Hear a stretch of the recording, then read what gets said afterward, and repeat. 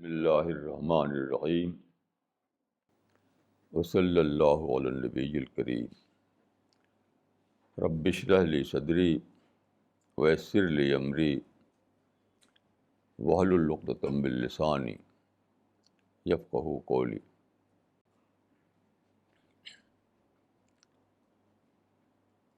آج کا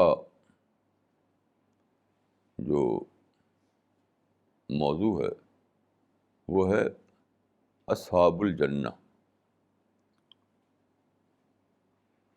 یہ قرآن کا لفظ ہے۔ اصحاب الجنہ کون لوگ ہیں؟ ہو آر اصحاب الجنہ، جنت والے کون ہیں؟ تو اس میں مجھے کچھ باتیں عرض کرنا ہے۔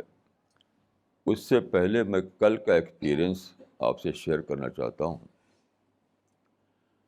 دیکھیے، کل میں اپنے کچھ ساتھیوں کو لے کر گیا تھا لودھی گارڈن میں۔ لودھی گارڈن میں لوگ آتے ہیں واک کرنے کے لیے، بہت اچھے ٹاپ کے لوگ، پڑھے لکھے لوگ۔ تو ہمارے ساتھی جو تھے وہ قرآن اور لٹریچر لے کر گئے تھے اسلامی۔ تو وہاں پر ظاہر ہے کہ 99% نان مسلم ہوتے ہیں۔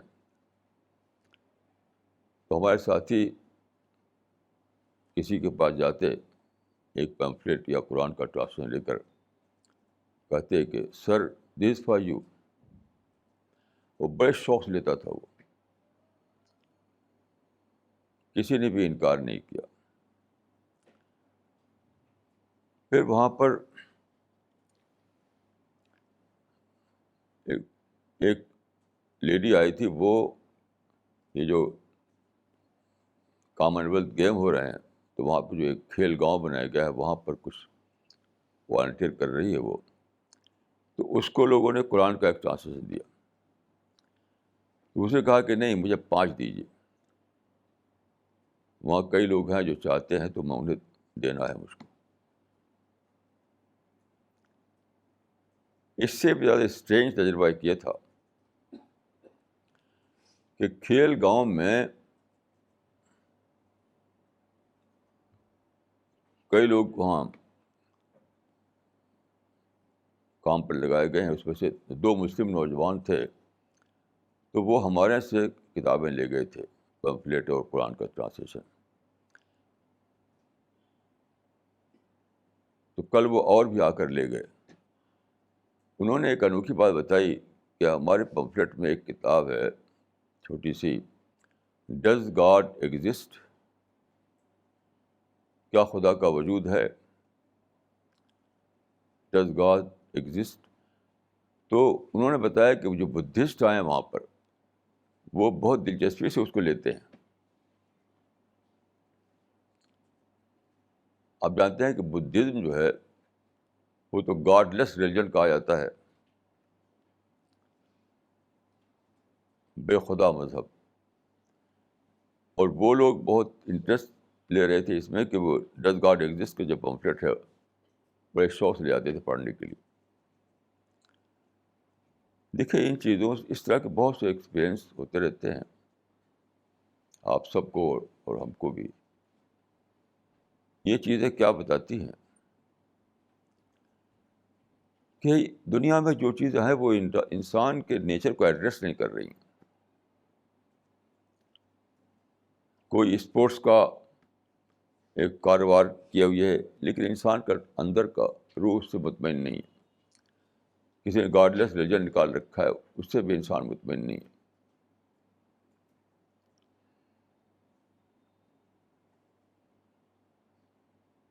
کوئی آپ کو لگا کہ بہت شاندار گھر میں رہ رہا ہے، وہاں جائیے تو وہاں بھی وہ مطمئن نہیں ہوگا وہ۔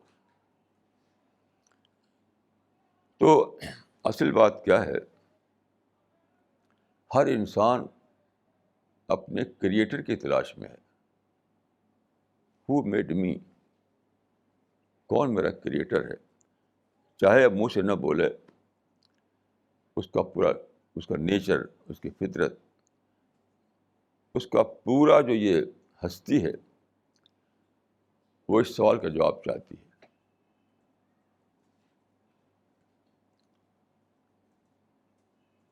پھر دوسرا سوال جو اس کو گھیرے رہتا ہے وہ یہ ہے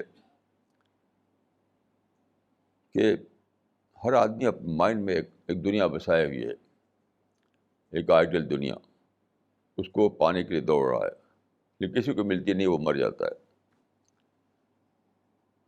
تو دو سوال ہر ایک کو ہانٹ کیے رہتے ہیں کہ میرا کریٹر کون ہے اور میرا ڈیسٹینیشن کیا ہے، میرا گول کیا ہے، مجھے کہاں پہنچنا ہے.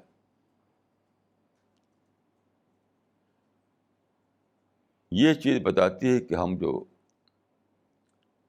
ٹیم جو ہے، جو دعویٰ مشن چلا رہی ہے، وہ وقت کی آواز ہے.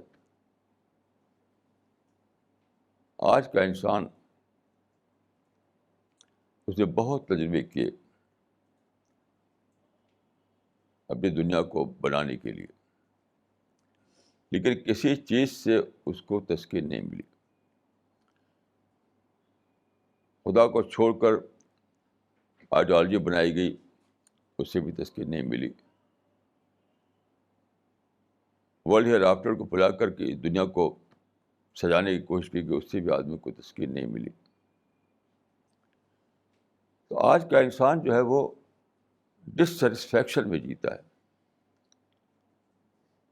ڈسسیٹسفیکشن میں. تو گویا سب سے بڑا کام آج کے لیے جو کرنے کا ہے وہ یہ ہے کہ انسان کے سوال کا جواب دیا جائے، یعنی وہ بات کہی جائے جو انسان کے روح کو ایڈریس کرتی ہو. اور یہ جو دعویٰ مشن ہے ہمارا، وہ یہی ہے، وہ یہی ہے، وہ یہی ہے. جب یہ مشن شروع کیا گیا تھا تو کچھ لوگوں نے کہا کہ یہ کیا آپ شروع کر رہے ہیں، کون اس کو فرصت ہے ان باتوں کی جاننے کی. لیکن انہوں نے انسان کو انڈر اسٹیمیٹ کیا تھا، انہوں نے انسان کو انڈر اسٹیمیٹ کیا تھا. تجربے نے بتایا کہ انسان کی سب سے بڑی نیڈ جو ہے یہی ہے کہ وہ سچائی کو جانے، سچائی کو پائے، سچائی میں جینا اس کو نصیب ہو جائے. یہ انسان کی سب سے بڑی ضرورت ہے. دیکھیے، اس سلسلے میں ایک بہت ہی تازہ ایک ریسرچ بہت دنوں سے چل رہی تھی، تقریباً 100 سال سے. اب اس کی رپورٹ آئی ہے، اس میں کئی بڑے بڑے سائنٹیفک مائنڈ شامل ہیں، اسٹیفن ہاکنگ بھی اس میں شامل ہے اور کئی لوگ. یہ بہت ہی انوکھی ڈسکوری ہے. یہ ڈسکوری جو ہے یعنی ان ساری باتوں کی تصدیق ہے جو خدا کے پیغمبر بتاتے رہے. دیکھیے، وہ ڈسکوری یہ ہے، یعنی اتنی بڑی یونیورس ہے، بہت ہی بڑی یونیورس، جو بہت ہی پاورفل ٹیلیسکوپ بنائی گئی، جو اسپیس میں جا کر کے بلین بلین میل تک دیکھ سکتی ہے. وہ بھی ابھی یونیورس کے کتنا پھیلاؤ ہے اس کا نہیں بتا سکی ابھی. اتنی بڑی یونیورس کس لیے بنی ہے، اس پر سوچتے ہوئے انسان کو پتہ چلا کہ یونیورس جو ہے ساری کی ساری انسان اورینٹڈ ہے. بہت عجیب بات دریافت ہوئی سائنس میں. یعنی ہر چیز جو ڈیزائن کی گئی ہے، چاہے گلیکسیز ہوں، چاہے سولر سسٹم ہو، چاہے ہماری زمین ہو، اور چاہے یہ پورا جو نیچر جس کو ہم کہتے ہیں نیچر، وہ ڈیزائن کیا گیا اس طریقے سے کہ انسان کے کام میں آئے. یہ بہت عجیب چیز ہے. قرآن میں 1400 سال پہلے یہ کہا گیا تھا، وَسَخَّرَ لَكُم مَا فِي السَّمَاوَاتِ وَالْأَرْضِ. سخرہ کے معنی ہوتے ہیں کام میں لگا دینا. تو سخر لکم ما فی السماوات والارض کا مطلب ہے اللہ تعالیٰ نے فرمایا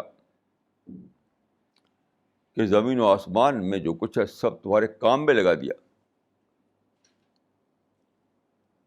یعنی everything is destined to serve man. یہ کیسی عجیب بات ہے. اور قرآن میں جب لفظ آتا ہے کہ زمین و آسمان، تو اس سے مراد ہوتی ہے وہی جس کو ہم کہتے ہیں کائنات، یونیورس، نیچر، کاسموس، وہ مطلب ہوتا ہے. تو سخر لکم ما فی السماوات والارض، یعنی سارے زمین و آسمان کو، یعنی ساری کائنات کو، سارے یونیورس کو تمہارے لیے مسخر کر دیا، یعنی تمہارے کام میں لگا دی، انسان کے کام میں. Everything is destined to serve man. تو قرآن میں جب یہ بات کہی گئی تھی تو وہ سمپلی ایک اسٹیٹمنٹ تھا،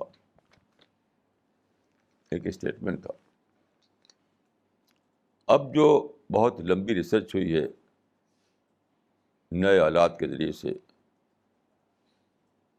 نئے ٹیلیسکوپ کے ذریعے سے، اور اتنے سارے نئے جو سادھن پیدا ہوئی ہیں ان کے ذریعے سے، تو سائنٹسٹ اس نوع پر پہنچے ہیں کہ اتنی کمپلیکس یہ ہے دنیا، اتنی بڑی ہے، اتنی کمپلیکس ہے، اتنی میننگ فل ہے، لیکن ایسا لگتا ہے کہ سب کچھ انسان کے لیے ڈیزائن کی گئی. کیسی عجیب بات ہے.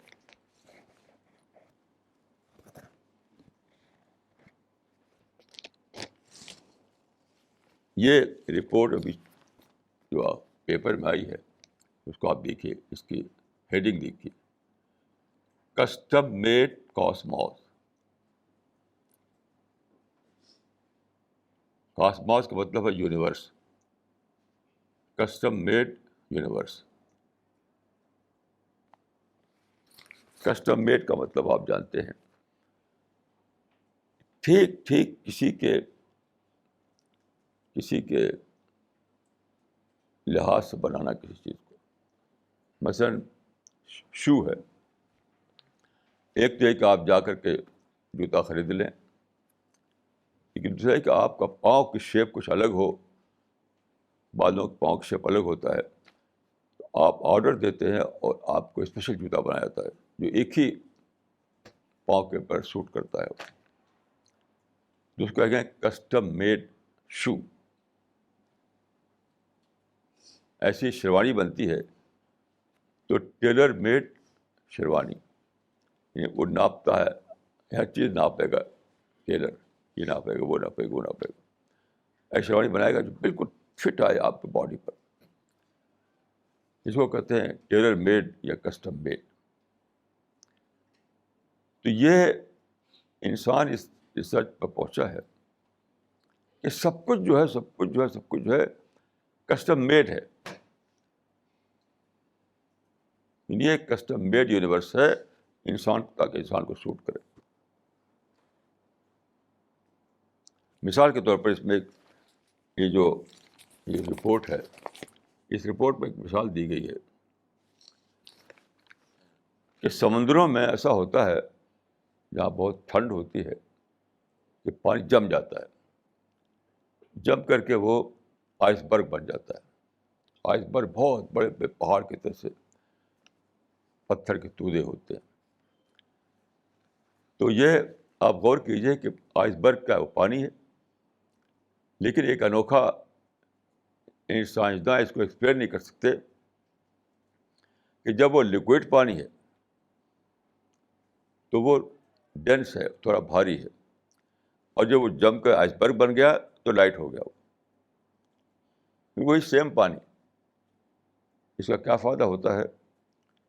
وہ فلوٹ کرنے لگتا ہے، بجائے اس کی کہ وہ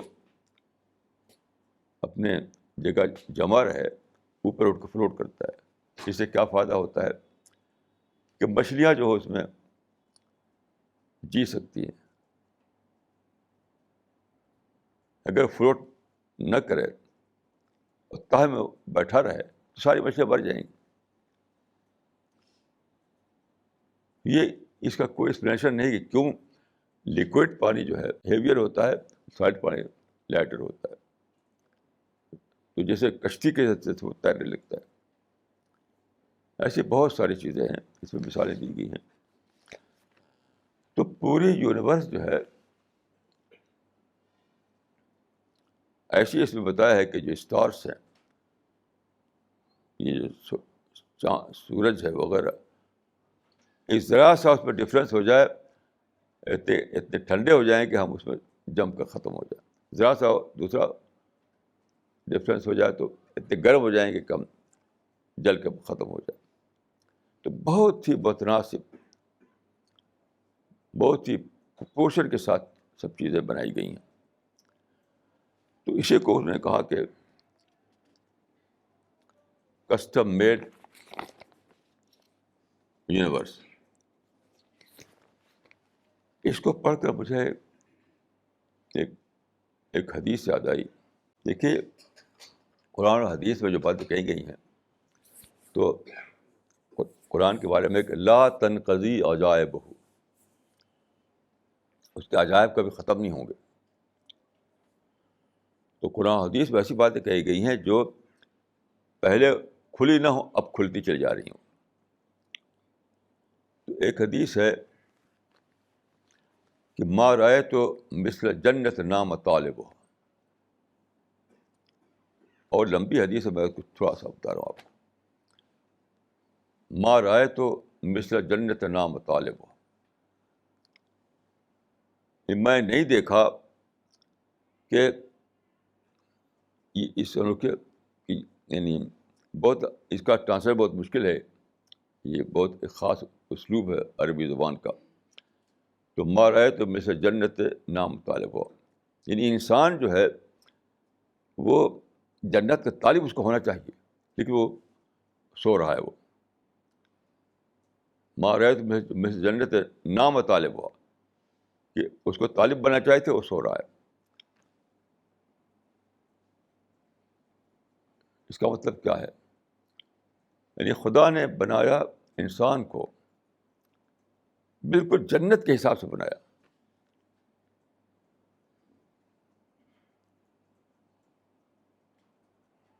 جنت انسان ہی کے لیے جنت بنائی, اور اسی سے آدمی غافل پڑا ہوا ہے, اسی سے غافل پڑا ہوا ہے.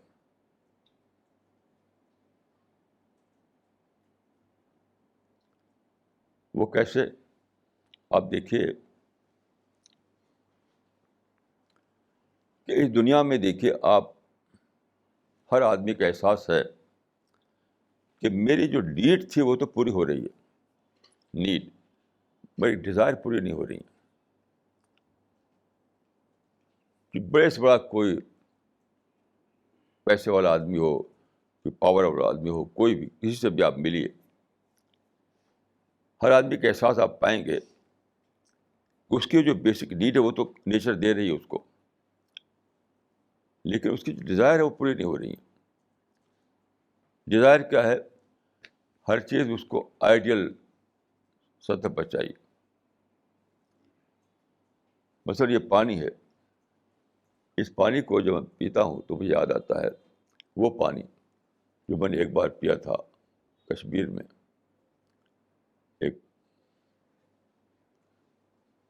ایک وادی میں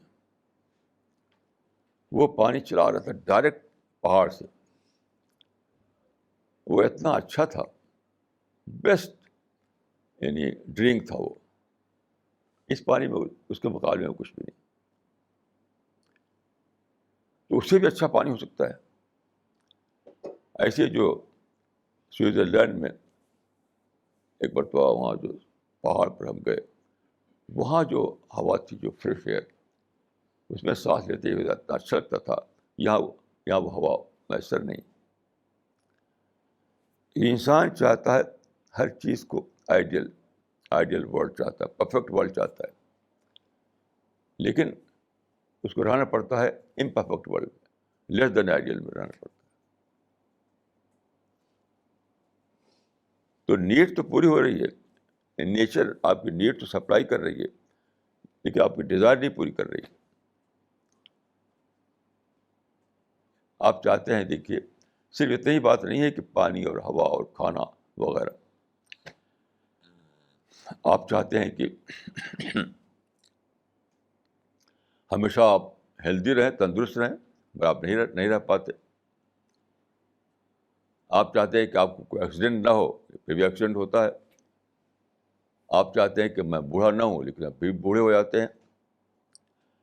آپ چاہتے ہیں کہ میں نہ مروں، مگر پھر بھی آپ مر جاتے ہیں. تو جس لحاظ سے بھی دیکھیے، انسان جو ہے جنت کا طالب بنا کر بنایا گیا ہے، لیکن وہ غیر جنت میں رہنا پڑتا ہے اس کو. تو یہ دنیا اس لیے تھی کہ آدمی جنت کو یاد کرے، دوڑے جنت کی طرف. یعنی وہ دنیا کے تجربے سے وہ جانے کہ یہاں میری تسکین نہیں ہو رہی ہے، تو وہ ایک اور دنیا جو ہے، جو پیغمبروں نے بتائی ہے، اس کی طرف دوڑو. ففروا الی اللہ. تو میں ایک لفظ میں کہوں گا کہ ہم کو جو ہے دنیا میں کسٹم میڈ فزیکل ورلڈ ملا ہے، وہ ہماری ہستی کا آدھا تقاضا ہے. Custom made physical world. ہم کسٹم میڈ اسپریچل ورلڈ چاہتے ہیں اس کا آگے. تو کسٹم میڈ اسپریچل ورلڈ یہاں نہیں ملتا، وہ ہے پیراڈائز میں، وہ جنت میں. یعنی اللہ تعالیٰ نے یہاں آدھا دیا، آدھا جنت میں رکھ دیا. یہ ہے کسٹم میڈ فزیکل ورلڈ. اور جنت جو ہے وہ ہے کسٹم میڈ اسپریچل ورلڈ.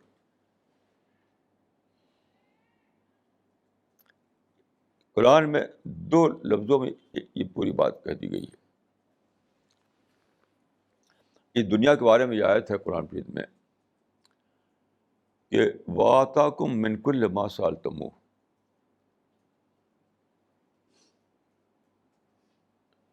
وَآتَاكُم مِّن كُلِّ مَا سَأَلْتُمُوهُ، یعنی اس دنیا میں ہر وہ چیز ہم نے دے دی جس کا تم نے سوال کیا. یعنی نیڈ بیسڈ ہے یہ دنیا. ہر نیڈ، ہر ضرورت کا سامان یہاں موجود ہے. کوئی نیڈ ایسی نہیں ہے جس کا سامان یہاں موجود نہ ہو. اور جنت کے بارے میں فرمایا وَلَكُمْ فِيهَا مَا تَشْتَهِي أَنفُسُكُمْ. جو تمہاری خواہش ہے وہ سب وہاں پوری ہوگی، جو تمہاری ڈیزائر ہے سب وہاں پورا ہوگا. تو جنت جو ہے وہ ساری ڈیزائر کا فلفلمنٹ ہے وہاں پر. اور یہ دنیا جو ہے صرف ضرورتوں کو دے دیا گیا ہم جینے کے لیے، جی سکیں ہم. تو گویا کہ یہ دنیا کسٹم میڈ فزیکل ورلڈ ہے، اور جنت کسٹم میڈ اسپریچل ورلڈ ہے.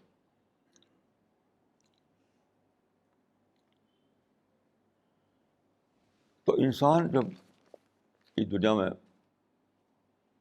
پیدا ہوتا ہے اور وہ دنیا میں داخل ہوتا ہے دنیا میں، تو اس کو ایک تضاد کا تجربہ ہوتا ہے، ایک کنٹراڈکشن کا، کہ میں اپنے وجود کے اعتبار سے، اپنی ہستی کے اعتبار سے ایک آئیڈیلسٹ ہوں. ہر آدمی آئیڈیلسٹ ہے، ہر آدمی پرفیکٹ چیز چاہتا ہے، آئیڈیل چیز چاہتا ہے. لیکن جو ملتی ہے مجھے وہ لیس دین آئیڈیل ہوتی ہے، وہ امپرفیکٹ ہوتی ہے. تو ایک پرفیکٹ انسان کو ڈال دیا ہے کہاں؟ امپرفیکٹ ورلڈ میں. ایک آئیڈیلسٹ کو ڈال دیا ہے کہاں؟ جہاں ہر چیز لیس دین آئیڈیل ہے. یہ ہے کنٹراڈکشن. اس کو جب دریافت کر لے آدمی، تب وہ طالب جنت بن جائے گا. تو ما رأیت مثل جنت نام طالب ہوا کا مطلب یہ ہے کہ انسان کو خدا نے دماغ دیا، سوچنے کی طاقت دی. سوچ کر وہ دریافت کر سکتا تھا کہ میں اپنی فطرت کے اعتبار سے، اپنی پیدائش کے اعتبار سے آئیڈیلسٹ ہوں، پرفیکشنسٹ ہوں. یہ جو دنیا میں رہنا پڑ رہا ہے مجھے، وہ لیس دین آئیڈیل ہے, وہ امپرفیکٹ ہے. تو پھر وہ کہاں ہے؟ وہ دنیا کہاں ہے جہاں مجھے فلفلمنٹ ملے؟ یہ جہاں یہ تضاد ختم ہو جائے, جہاں کنٹرڈکشن ختم ہو جائے, پرفیکٹ انسان کو پرفیکٹ ورلڈ مل جائے, آئیڈیلسٹ انسان کو آئیڈیل ورلڈ مل جائے, وہ کہاں ہے؟ تو وہ جنت ہے. تو جب یہ ڈسکور کرے گا آدمی تو بالکل طالب جنت بن جائے گا وہ.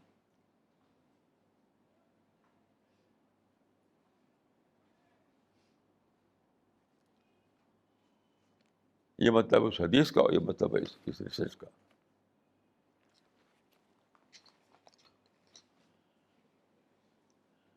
یہ ہے وہ باتیں جو آپ سوچ کر جانتے ہیں, تھنکنگ پروسیس جب چلاتے ہیں آپ کے اندر, تب یہ باتیں آپ کو دریافت ہوتی ہیں. یعنی جس کو کہتے ہیں تذکر, تفکر, تبسم, تدبر, اس سے سب باتیں معلوم ہوتی ہیں. تب جا کر آپ طالب جنت بنتے ہیں, نہیں تو آپ بے خبر رہتے ہیں, نہیں تو آپ بے خبر رہتے ہیں. تو یہ دنیا سچ پوچھے تو اسی لیے بنائی گئی کہ آدمی طالب جنت بن سکے, طالب جنت بن سکے. آج صبح میں یہ سب باتیں سوچ رہا تھا. جب یہاں آنا ہوتا ہے تو پہلے سوچتا ہوں کہ یہ سب باتیں سوچ رہا تھا, تو سوچتے سوچتے ایک عجیب حالت میری ہو گئی, عجیب حالت میری ہو گئی.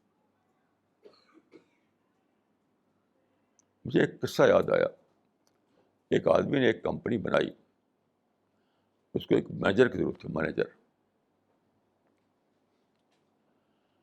تو ایک آدمی جس کا تجربہ تھا, جو کوالیفائڈ تھا, اس کام کو جانتا تھا,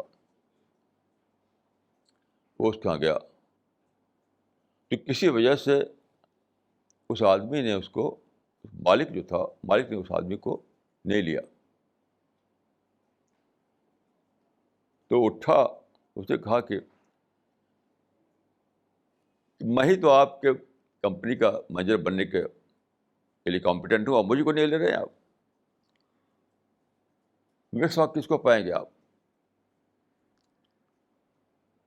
کس کو پائیں گے میرے ساتھ؟ تو یہ سب سوچتے ہوئے اچانک میرے دل میں آیا کہ خدایا,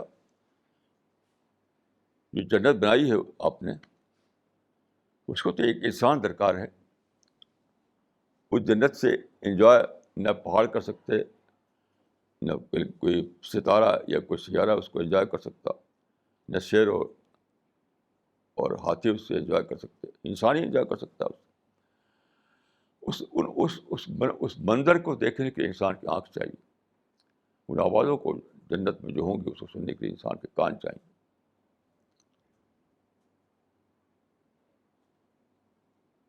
ان ذائقوں کو لینے کے لیے انسان کے اندر جو ٹیسٹ بڈس ہیں وہ چاہیے. یہاں تک کہ وہاں جو گھاس ہوگی وہ چلنے کے لیے انسان کے پاؤں چاہیے. وہاں چیزیں ہوں کہ اس کو چھوڑنے کے لیے انسان کا ہاتھ چاہیے.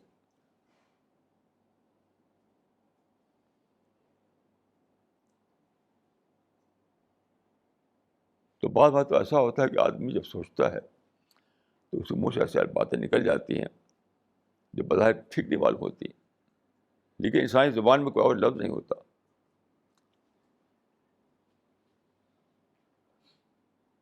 انسانی زبان میں کوئی اور لفظ نہیں ہوتا کہنے کے لیے. تو میں نے کہا کہ خدایا, اس انسان کو اگر آپ نے داخل نہ کیا جنت میں تو آپ کی جنت تو خالی رہ جائے گی. کون جنت کے مناظر کو دیکھ کر محسوس ہوگا, کون جنت کی آوازوں کو سن کر کے انجوائے کرے گا؟ یہ تو انسان ہی ہے. انسان کے سوا کون ہے جس کے اندر یہ سب صلاحیت آپ نے بنائی دی ہے؟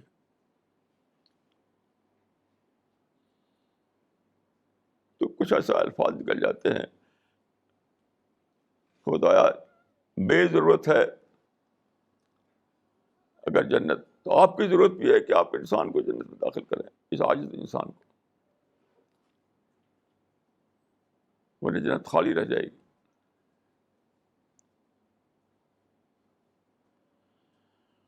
تو یہ ہے طالب جنت. ما رأیت مثل جنت نام طالبها. کہ جنت جو ہے اگر انسان سوچے، انسان اگر جنت کو جانے، اپنے آپ کو جانے. لوگ اپنے آپ سے بے خبر ہیں، اس لیے وہ جنت سے بھی بے خبر ہے.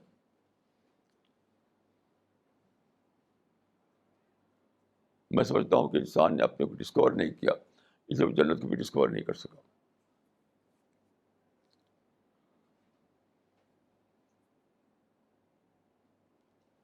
اگر سچ مچ آدمی اپنے کو ڈسکور کر لے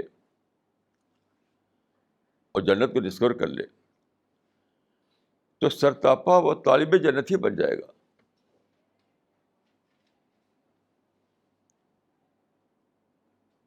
وہ محسوس کرے گا کہ جنت کے بغیر میں کچھ نہیں اور جنت میرے بغیر کچھ نہیں.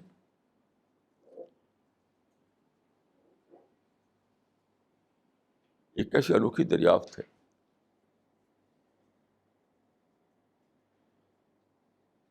یعنی میرے بغیر جنت بھی ادھوری اور جنت کے بغیر میں ادھورا.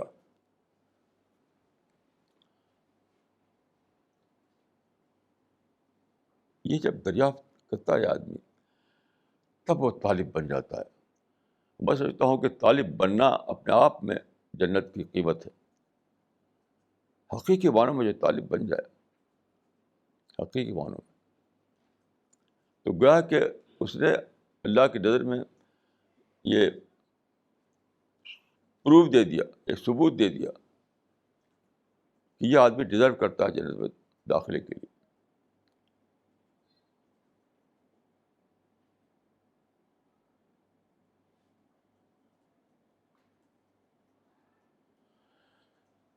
لیکن انسان جو ہے پھولا ہوا ہے، کوئی سوچتا نہیں. لوگ بغیر سوچ سمجھ زندگی گزار رہے ہیں.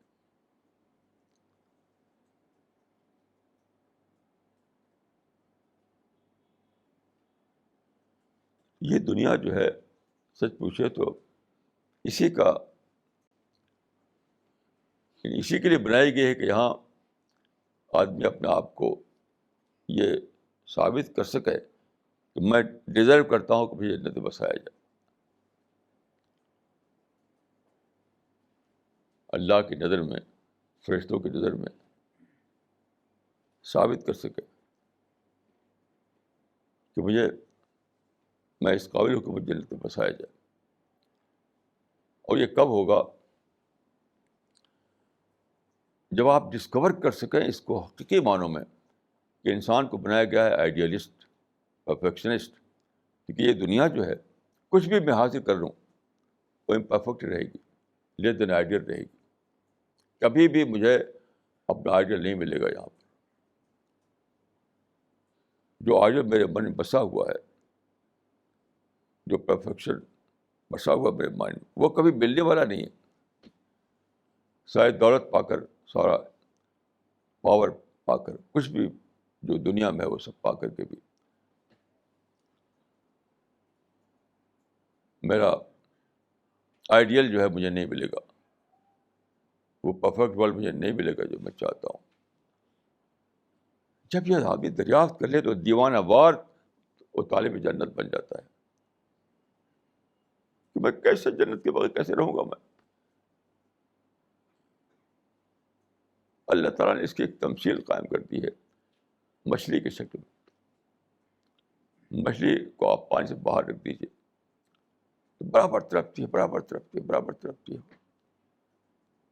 جب پانی میں ڈال دیا جائے تو خوب وہاں پر دوڑتی ہے ادھر ادھر ہنسی خوشی سے. تو جو انسان مچھلی سے تڑپنے لگے اس دنیا میں، اس نے ثابت کیا کہ میں طالب جنت ہوں. اس لیے حدیث میں آتا ہے کہ دنیا سجن المومن، دنیا مومن کے لیے قید خانہ ہے. اس دنیا میں مومن مچھلی تڑپنے لگتا ہے کیونکہ اس کو سکون نہیں ملتا یہاں پر. یعنی یہ دماغ بنایا گیا ہے کہ جنتی ماحول میں سوچے، وہ ماحول ہی ملتا نہیں یہاں پر. آنکھ بنائی گئی ہے جنتی مناظر کو دیکھے، بھائی یہ مناظر یہاں ملتے نہیں آپ کو دیکھنے کے لیے. ایک کان بنائے گئے ہیں کہ جنتی آوازوں کو سنیں، پر وہ آواز نہیں ملتی آپ کو یہاں پر. ہر چیز ہر چیز ہر چیز. لیکن چونکہ لوگوں کو دریافت نہیں ہوئی ہے، ڈسکور نہیں ہوئی ہے، اس لیے وہ فلسفہ بنا رکھا ہے کہ رائٹ ہیئر رائٹ ناؤ، بس خوب انجوائے کرو، خوب انجوائے کرو. یہ دنیا میں ہم انجوائے کر ہی نہیں سکتے. یہ بے خبری ہے کہ ہم سمجھتے ہیں کہ ہم انجوائے کر سکتے ہیں. بے خبری ہے.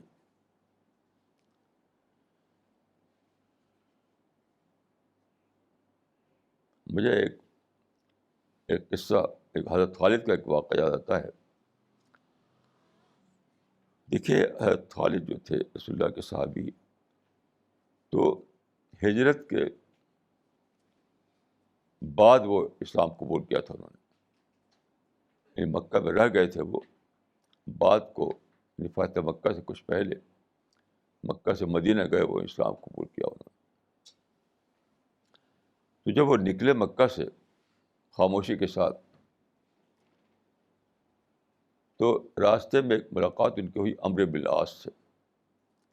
وہ بھی جا رہے تھے.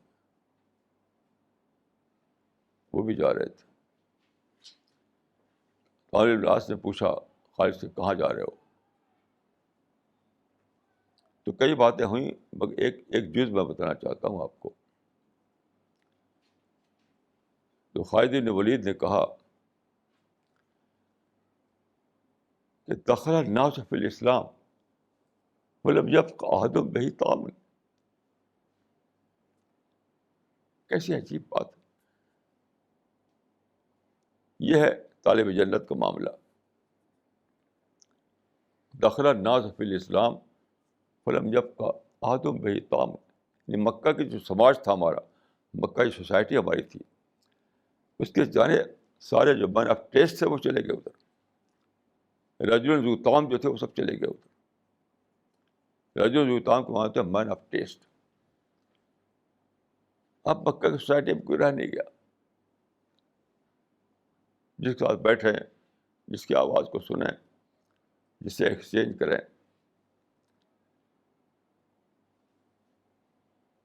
سارے پیپل آف ٹیسٹ جو تھے وہ ادھر چلے گئے. تو ہم بھی ادھر ہی جا رہے ہیں. تو جب آپ کو سچ مچ دریافت ہو جائے آپ کیا ہیں، یہ دنیا کیا ہے، جنت کیا ہے، تو آپ کا یہ حال ہوتا ہے. اسی معنی میں آپ طالب جنت بن جاتے ہیں.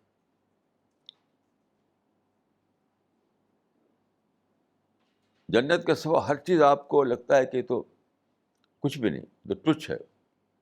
اس کی طرف دوڑنے سے کیا فائدہ.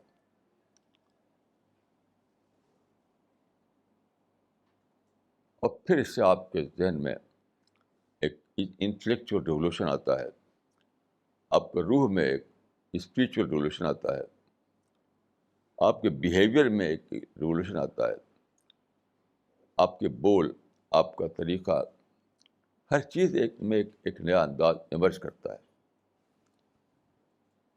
وہی اس کا ثبوت ہوتا ہے کہ آپ ڈیزرو کر رہے ہیں کہ جنت میں بسائے جائیں. آپ یہ جنت والی کوالٹی اس دنیا میں پیدا ہو جاتی. تو طالب جنت بننے کا مطلب کیا ہے؟ ان کوالٹیز کا آپ کے اندر ڈیولپ کرنا.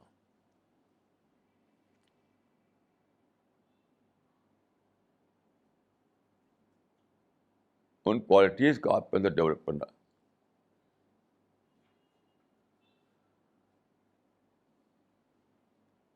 ہمارے ایک رشتے دار تھے، تو ان کے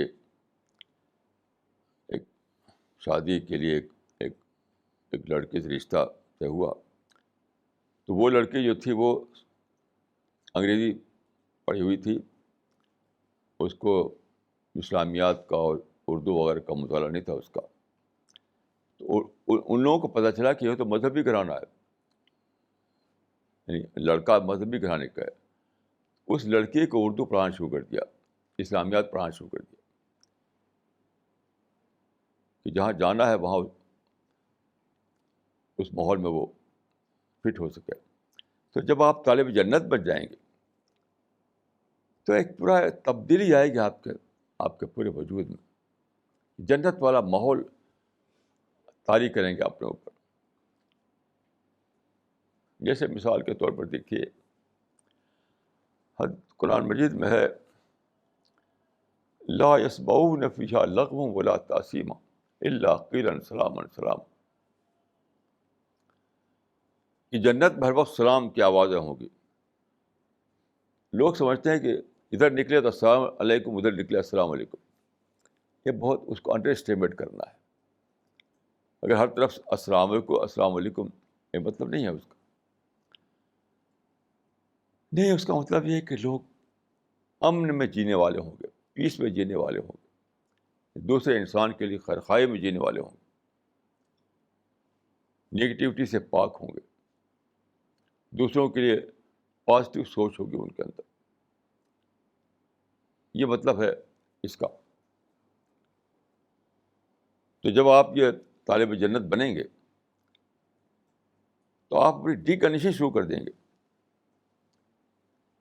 جب مجھے جنت میں جانا ہے تو میں نفرت کو, عداوت کو اور اس کو لے کر تھوڑی دیر میں داخل ہو سکتا ہوں میں. اگر آپ طالب جنت بن جائیں تو مکمل طور پر خاتمہ ہو جائے گا آپ کے دل سے نفرت کا, عداوت کا, منفی سوچ کا, نیگیٹو تھنکنگ کا. کیونکہ آپ کو پتہ چلے گا اس کے لیے تو وہاں جگہ ہی نہیں ہے, ایسے مزاج کے لیے تو جگہ ہی نہیں جنت میں ہے.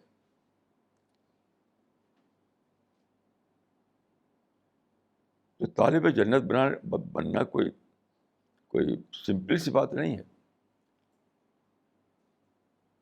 طالب جنت مانے ہیں کہ زندگی میں ایک ریولوشن آنا, ایک انقلاب آنا, ایک تبدیلی آنا, ایک نئی شخصیت کا ایمرج کرنا.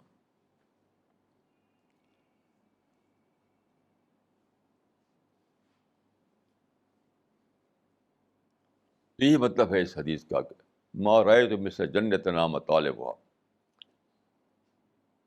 یعنی انسان کو جنت کا طالب بننا چاہیے تھا, اور بالکل غفلت میں پڑا ہوا ہے. اس کو کچھ بھی سوچ نہیں جنت والی ہے, کچھ بھی نہیں.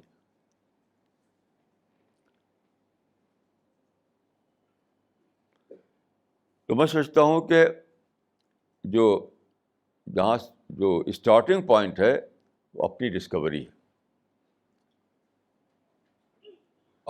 اپنے کو جاننا کہ میں کیوں پیدا کیا گیا. اسٹارٹنگ پوائنٹ ہے اپنی ڈسکوری. جب آپ ڈسکور کر لیں گے تو پتہ چلے گا کہ میں تو ایک ایسے یعنی انسان کے حیث بنایا گیا ہوں جو آئیڈیلسٹ ہے, جو پرفیکشنسٹ ہے. یہ دنیا تو سب کی سب آئیڈیل ہے یہاں پر. تو آپ کو تو ایک نئی تلاش ابھرے گی کہ وہ پرفیکٹ ورلڈ کہاں ہے, وہ آئیڈیل ورلڈ کہاں ہے جہاں مجھے فلفلمنٹ ملے.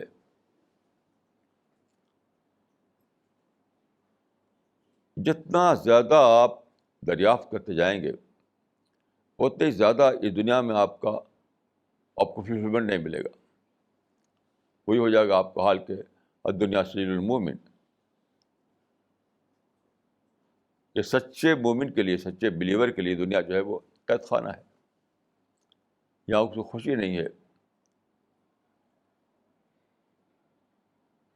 تو جتنا زیادہ آپ دریافت کریں گے اپنے بارے میں اتنے زیادہ آپ دریافت کریں گے جنت کے بارے میں. ایک پروسیس شروع ہو جائے گا, پروسیس.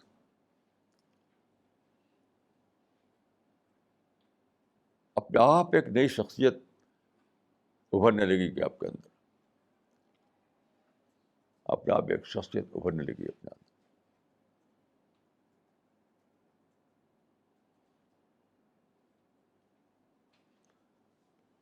یہ سب کچھ کب آئے گا؟ تدبر سے, سوچ سے آئے گا. میں سمجھتا ہوں کہ سب سے بڑی عبادت جو ہے وہ تدبر ہے, سب سے بڑی عبادت جو ہے وہ سوچ ہے. کیونکہ سوچ ہی سے باقی چیزیں آتی ہیں. سوچ نہیں تو کچھ بھی نہیں. جیسے قرآن میں ہے کہ ذکر کثیر کرو، تو ذکر کثیر کے معنی نہیں کہ الفاظ کو بار بار دہراؤ. اس کا مطلب یہی کہ سوچو، کثرت سوچ اس کا مراد ہے. بہت زیادہ سوچو، بہت زیادہ سوچو، بہت زیادہ سوچو.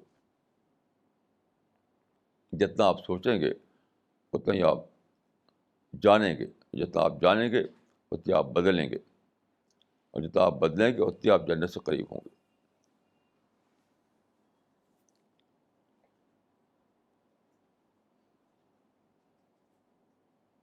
اب اسی کو جو اخبار میں نے دکھایا آپ کو، ہزاروں لوگوں نے پڑھا ہوگا لیکن کسی نے کچھ اس سے مطلب نہیں نکالا ہوگا. لیکن میں چونکہ رات دن سوچتا رہتا ہوں تو فوراً میرے ذہن میں یہ بات آئی کہ یہ دنیا جو ہے کسٹم میڈ فزیکل ورلڈ ہے. ایک اور دنیا چاہیے جو کسٹم میڈ اسپریچول ورلڈ ہو. اس کے بغیر انسان کے تقاضے پورے نہیں ہوں گے. تو وہ ہے جنت. یعنی اس خبر میں مجھے جنت کی تصویر دکھائی دی. اس خبر میں نے جنت کو دریافت کیا. یعنی اس خبر میں نے یہ سوچا کہ خدایا، یہ ممکن نہیں ہے کہ تو کسی چیز کو ادھورا پیدا کرے. انسان کو بنایا تو نے ایک ایسا کہ اس کو فزیکل ورلڈ بھی چاہیے، اسپریچول ورلڈ بھی چاہیے. یعنی کسٹم میڈ فزیکل ورلڈ بھی چاہیے، کسٹم میڈ اسپریچول ورلڈ بھی چاہیے، تاکہ پورا فلفلمنٹ ملے اس کو. تو ممکن نہیں ہے کہ تو آدھی چیز پیدا کرے، آدھی چیز نہ پیدا کرے. یہ ممکن نہیں ہے. مثلاً اللہ تعالیٰ ایسا نہیں کر سکتے تھے کہ مرد کو پیدا کرے، عورت کو نہ پیدا کریں، عورت کو پیدا کریں، مرد کو نہ پیدا کریں. ممکن نہیں تھا. ومن کل شیء خلقنا زوجین. تو جس سے یہ ممکن نہیں ہے کہ خالق جو ہے مرد کو پیدا کرتا عورت کو نہ پیدا کرتا، یا عورت کو پیدا کرتا مرد کو نہ پیدا کرتا، ایسا ہی خالق کے لیے یہ دیکھیے ممکن نہیں ہے، ممکن نہیں ہے، ممکن نہیں ہے کہ وہ کسٹم میڈ فزیکل ورلڈ تو بنائے، وہ کسٹم میڈ اسپریچول ورلڈ نہ بنائے. ایسا نہیں ہو سکتا. اس ساری کائنات کی جو گواہی ہے وہ یہی ہے کہ کریٹر ایسا نہیں کر سکتا، ایسا نہیں کر سکتا. جب ہمارے علم میں، ہمارے تجربے میں، ہمارے آبزرویشن میں آتا ہے کہ خدا نے ایک کسٹم میڈ فزیکل ورلڈ بنائی ہے، اسی سے ہم یہ گیس کریں گے کہ ضرور خدا نے کسٹم میڈ اسپریچول ورلڈ ہی بنا رکھی ہے.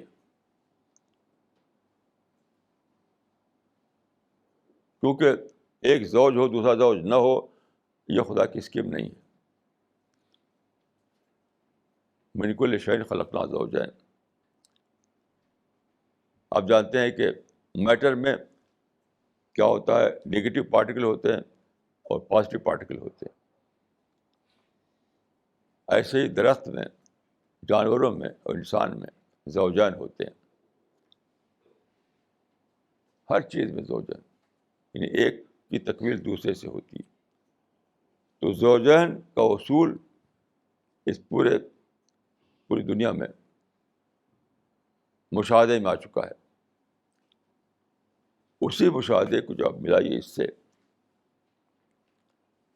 تو جب آپ نے ڈسکور کیا، سائنس نے ڈسکور کیا کہ یہ دنیا جو ہے کسٹم میڈ فزیکل ورلڈ ہے، اسی سے یہ بھی اپنے آپ ثابت ہو گیا کہ ایک اور دنیا لازماً موجود ہے جو کسٹم میڈ اسپریچول ورلڈ ہے، جہاں انسان کو فلفلمنٹ ملے گا مکمل طور پر. یہاں تو صرف آپ کی ضرورتیں پوری ہوتی ہیں، پورا فلفلمنٹ نہیں ملتا آپ کو. اب یہ سب سوچتے ہوئے ایک عجیب قسم کا آدمی کے اندر ایک تموج پیدا ہوتا ہے، ایک ارتعاش پیدا ہوتا ہے.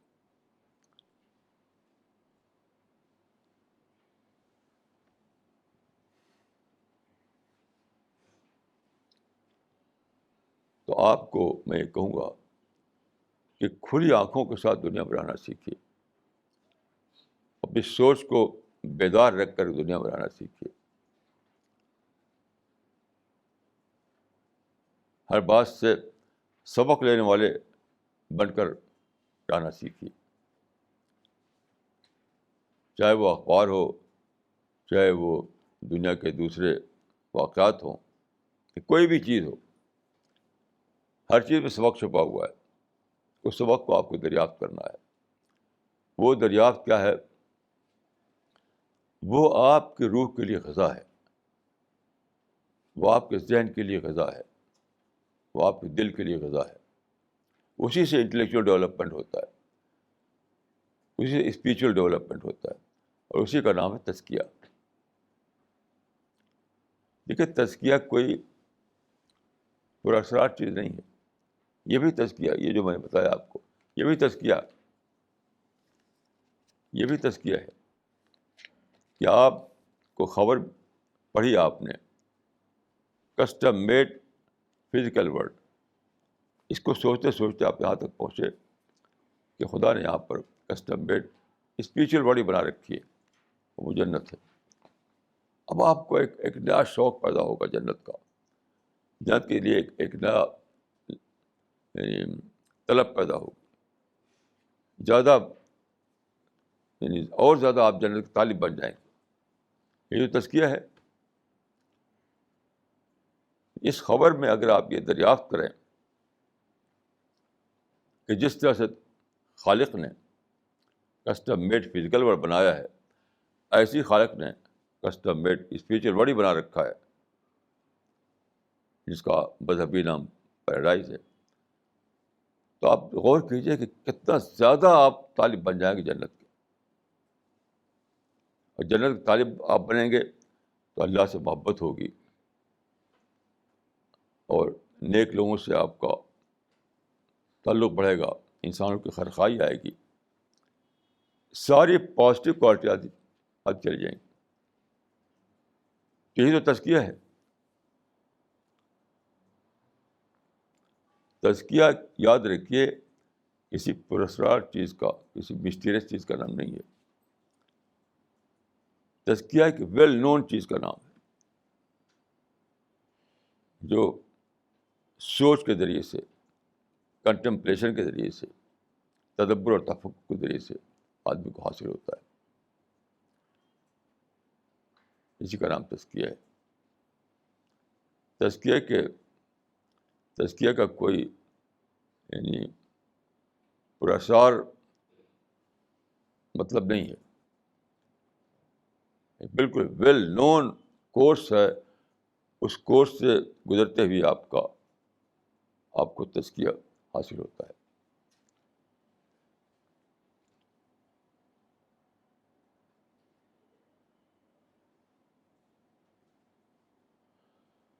اور یہ دعوت کا جو کام ہے وہ بھی اپنے آپ میں تزکیہ ہے، اگر آپ سچے طریقے سے دعوتی کام کریں.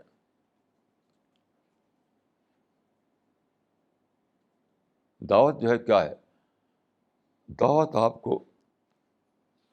آپ کو کہتی ہے کہ اپنے آپ کو اپنے اندر ترقی لے آؤ. یہ دعوت آپ کو مہمیز ہے کہ اپنے آپ کو ترقی پیدا کریں اپنے اندر. میں آپ کو ایک مثال دیتا ہوں. ایک صاحب تھے جن کو میں جانتا تھا. تو بمبئی میں انہیں ایک سروس ملی. وہاں پر تھا ایک ربر کا کارخانہ. اس میں ان کو مینیجر بنایا گیا. تو یہ انگریزی جانتے تھے، ذہین آدمی تھے، لیکن ربر کے بارے میں ٹیکنیکل معلومات بالکل نہیں تھی.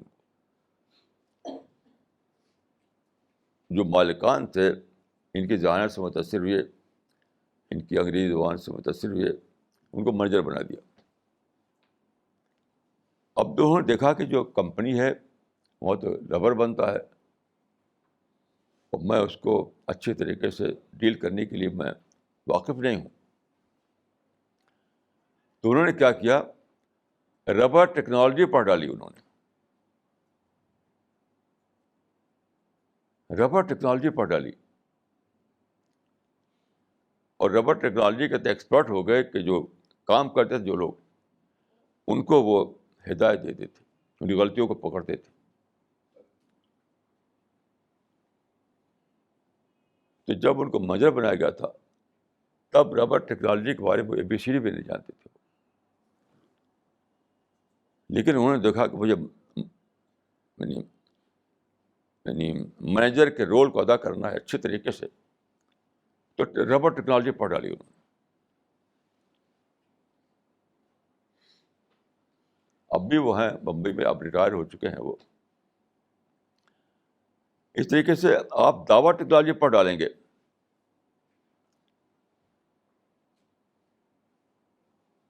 جب آپ کو یہ آپ کو جب دعوت کی دریافت ہوگی کہ دعوت جو ہے اللہ کا کام ہے, اللہ کی نصرت ہے, اور قیامت میں داعی لوگ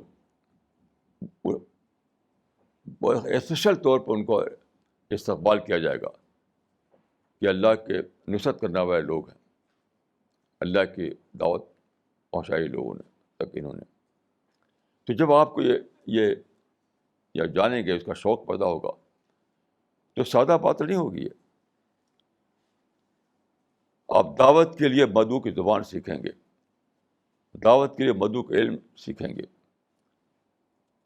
دعوت کے لیے مدعو کے خیر خواہ بنیں گے, دعوت کے لیے مدعو کی دعائیں کریں گے, دعوت کے لیے مدعو کے کلچر کو سمجھیں گے, دعوت کے لیے آپ کے اندر مدعو کی تعریف قلب پیدا ہوگی. وہ ساری چیزیں پیدا ہو جائیں گی. تو دعوت کوئی اناؤنسمنٹ نہیں ہے, یاد رکھیے, دعوت جو ہے اناؤنسمنٹ کا نام نہیں ہے. دعوت مدعو کا خیر خواہ بننے کا نام ہے. دعوت اپنے آپ کو ایک بہت بڑے عمل میں انوالو کرنے کا نام ہے. جیسے اس آدمی نے ربر کمپنی میں اپنے کو انوالو کیا, تو نہیں جانتا تھا وہ ربر کے بارے میں, اس نے باقاعدہ طور پر ربر ٹیکنالوجی پڑھ ڈالی, اس کا ایکسپرٹ بن گیا.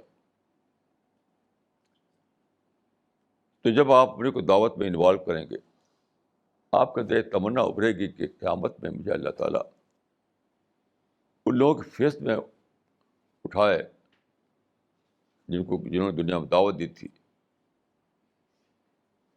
ان کو قرآن میں شہداء کہا گیا ہے. شہداء کا معنی دعات. تو آپ کے اندر ایک عجیب غریب شوق پیدا ہوگا, کیسے میں اپنے آپ کو اس کا یعنی اہل بناؤں, اہل. تو آپ زبان بھی سیکھیں گے, علوم بھی سیکھیں گے, اپنے بول کو بدلیں گے, اپنی سوچ کو بدلیں گے, اپنے کریکٹر کو بدلیں گے.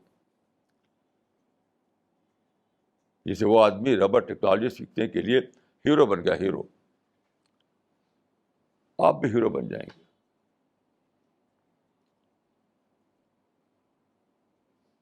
تو اپنے آپ کو ڈسکور کیجیے, دعوت کو ڈسکور کیجیے,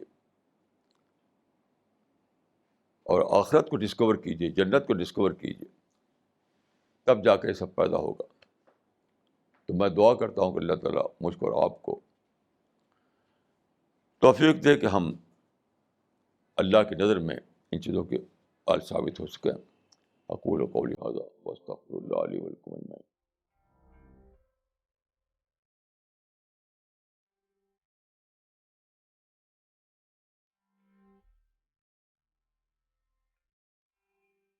یہ سوال کیا ہے مس نغمہ صدیقی نے نئی دلی سے. ڈوئنگ دعوی work at this time, what are the first level objectives we should keep in mind? صرف دعوت, صرف دعوت, صرف دعوت, اور کچھ نہیں. ایک قصہ میں عرض کروں. رشیا میں کمیونسٹ گورنمنٹ جو بنی 1917 میں بنی تھی، 1917 میں. تو کمیونسٹ لوگ جو ہے وہ وائلنس میں یقین کرتے ہیں، پیس میں نہیں. ان کے یہاں لوشن آتا ہے وائلنس کے ذریعے سے. جیسے ماؤ زی تنگ نے کہا تھا کہ اور flows from the barrel of gun. تو خیر اسٹالن جو زمانے میں لیڈر تھا کمیونسٹ پارٹی کا، تو اس کی ایک تقریر میں نے پڑھی تھی کہ انقلاب لانے کے لیے ہم کو 4 چیزوں کی ضرورت ہے. انقلاب لانے کے لیے ہم کو 4 چیزوں کی ضرورت ہے.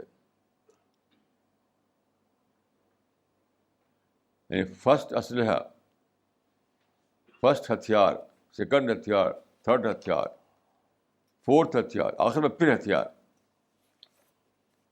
تو میں کہوں گا کہ ہمیں بھی اپنے گول تک پہنچنے کے لیے اول بھی دعوت، سون بھی دعوت، دون بھی دعوت، یعنی دعوت ہی دعوت کرتے رہنا ہے، اسے مر جانا ہے. اور اس کے سوا جو کچھ بھی چیز ہے ڈیویشن ہے، کوئی بھی چیز ڈیویشن ہے اس کے سوا. دعوت کا کام اتنا بڑا ہے، اتنا بڑا ہے، اتنا بڑا ہے کہ ہم سب لوگ جو ہیں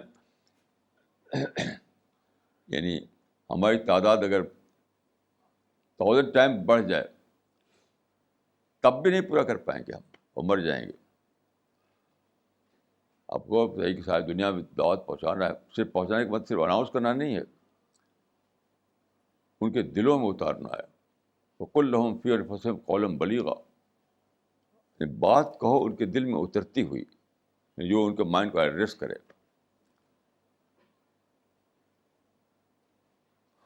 تو یہ کام تو بہت ہی بڑا ہے. ایک ایک انڈیویجول، ایک ایک انڈیویجول کو ہمیں ایڈریس کرنا ہے. ہماری ٹیم کے لیے بالکل جائز نہیں ہے کہ وہ کہیں کوئی اور چیز سوچے، وہ کوئی اور چیز سوچے. مثلا ایک صاحب نے ہم سے کہا کہ آپ کیا چھوٹے سے اجتماع کرتے ہیں، کوئی بڑا جلسہ کیجیے. میں نے کہا کہ یہ آپ کی تھنکنگ جو کراؤڈ پہ چل رہی ہے، ہماری تھنکنگ انڈیویجول پہ چلتی ہے. یعنی ہزاروں جلسے بڑے بڑے ہو چکے، بڑے بڑے کراؤڈ، نتیجہ کیا ہے؟ صفر، کچھ بھی نہیں، 1% بھی نہیں. ایک اور چیز میں کہنا چاہوں گا اس سلسلے میں آپ کو، کہ لوگوں نے ٹیم کی اہمیت نہیں سمجھی، کراؤڈ کو سمجھا، بلڈنگ کو سمجھا. میں ایک مثال دیتا ہوں آپ کو کہ رابندر ناتھ ٹیگور اس دیش کے بہت ہی بڑے آدمی تھے، ان کو نوبل پرائز ملا. تو انہوں نے بنگال میں ایک شانتی نکیتن کے نام سے یونیورسٹی بنائی. شانتی نکیتن جو تھا وہ سمجھے کہ اسپریچول یونیورسٹی تھی. وہ اگر لفظ بدل کر میں کہوں تو that was a spiritual university. لیکن وہ بالکل فیل ہے. وہ ایک بھی انسان نہیں ملا نکلا جو ٹیگور چاہتے تھے. ٹیگور چاہتے تھے ایک نیا انسان بنانا، یعنی وہ انسان جو انہوں نے، ان کا جو گانا ہے، جو گایا جاتا ہے، راشٹر گان جو کہا جاتا ہے، اس اسپرٹ والا انسان ایک بھی نہیں بنا. کیوں؟ ٹیگور اس بات کو نہیں سمجھ سکے کہ پہلے ٹیم آتی ہے پھر یونیورسٹی آتی ہے. ٹیم تو بنائی نہیں انہوں نے. ٹیگور نے اس کا کوئی ثبوت نہیں کہ انہوں نے ٹیم بنائی تھی. تو ایک یونیورسٹی بن گئی، در و دیوار بن گئے، اس میں ٹیچر ہیں، اسٹوڈنٹ ہیں. پہلے وہ ریکگنائز نہیں تھے، اب ریکگنائز بھی ہو گئی. لیکن ٹیگور کے مائنڈ میں جو انسان تھا ویسے ایک انسان بھی نہیں بن سکا وہاں. تو کام کرنا اتنا آسان نہیں ہے.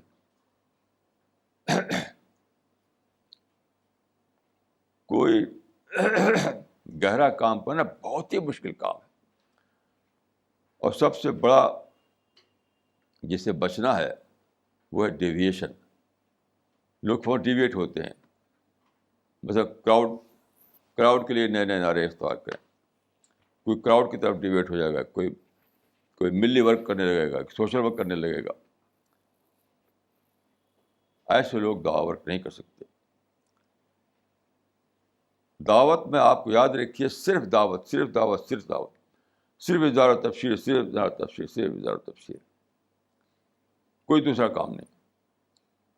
جو کچھ اور بات سوچے, میں سمجھتا ہوں کہ اس نے دعوت کی ABCD بھی نہیں جانتا وہ. ابھی اپنے کو خود اس کو تیار کرنا چاہیے.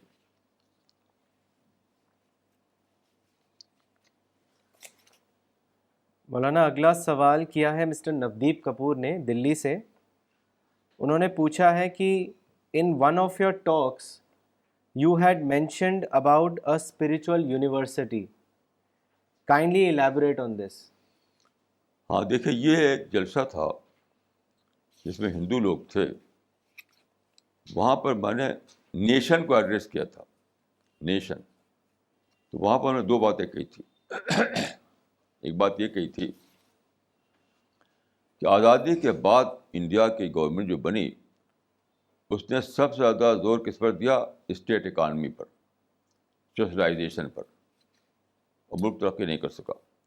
تو میں نے کہا کہ اسٹارٹنگ پوائنٹ نہیں تھا. اسٹارٹنگ پوائنٹ تھا کہ بیسٹ انفراسٹرکچر.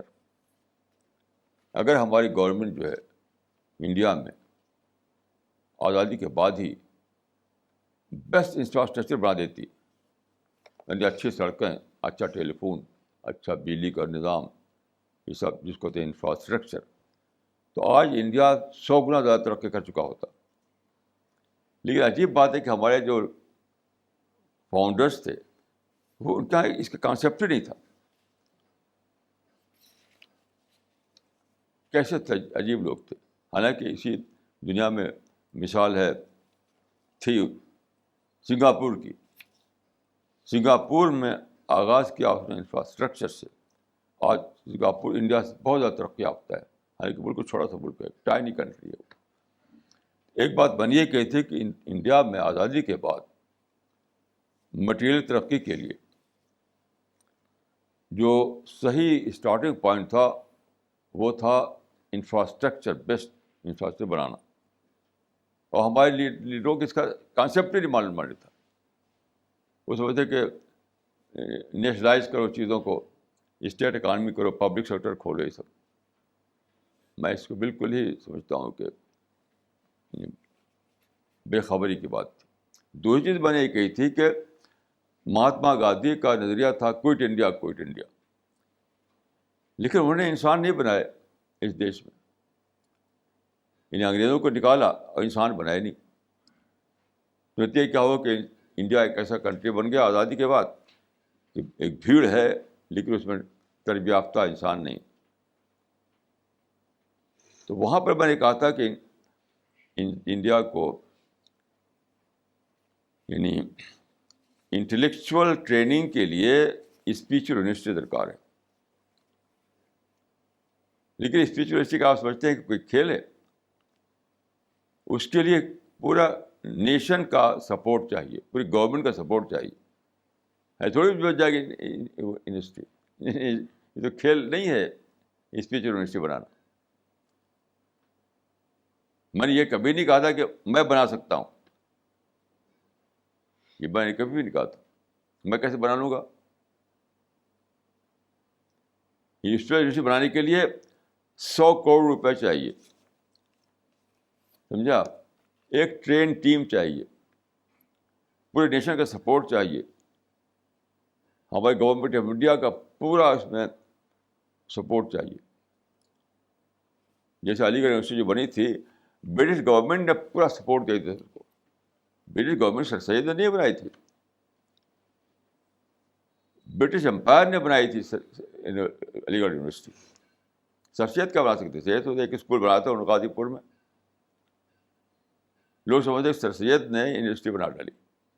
نہیں, علی گڑھ یونیورسٹی بنائی تھی برٹش امپائر نے.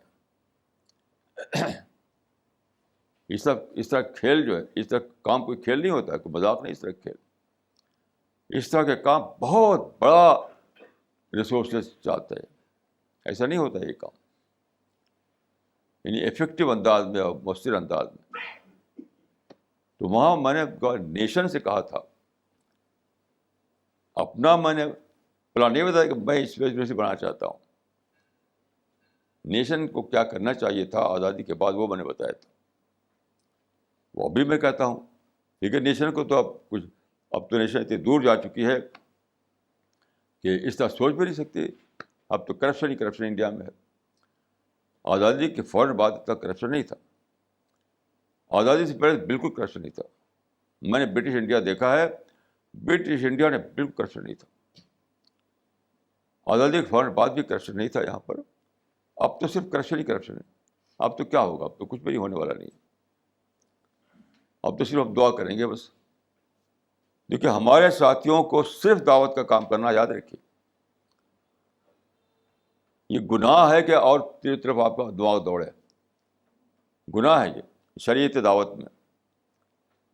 ایک شریعت فقیہ ہوتی ہے, وہ میں نہیں کہہ رہا ہوں. شریعت دعوت میں گناہ ہے کہ آپ ادھر دوڑیں ادھر دوڑیں ادھر دوڑیں ادھر دوڑیں. بالکل یکسو ہو کر آپ کو دعوتی کام کرنا ہے.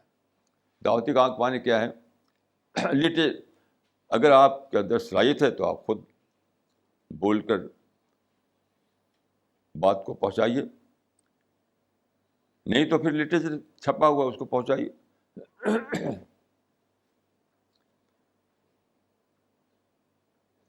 لٹریچر چھپا ہوا ہے, سینکڑوں کتابیں چھپی ہوئی ہیں, قرآن کا ترجمہ چھپا ہوا ہے, سیرت پہ چھپی ہوئی پمفلٹ چھپی ہوئی ہیں.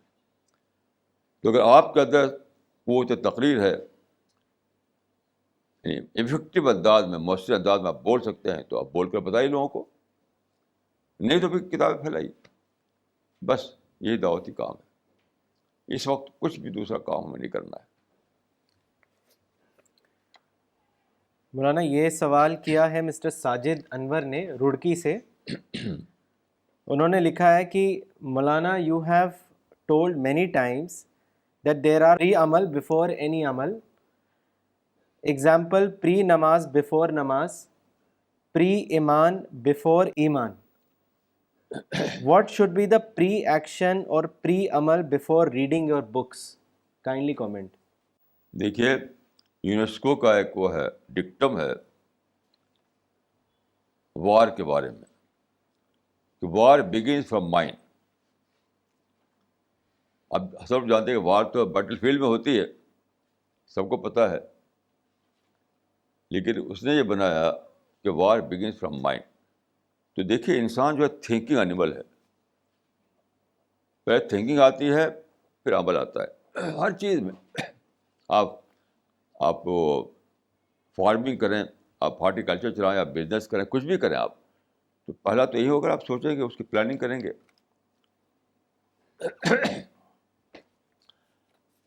تو یہی معاملہ ہر چیز میں ہے. نماز سے پہلے بھی سوچنا پڑتا ہے, دعوت سے پہلے بھی سوچنا پڑتا ہے.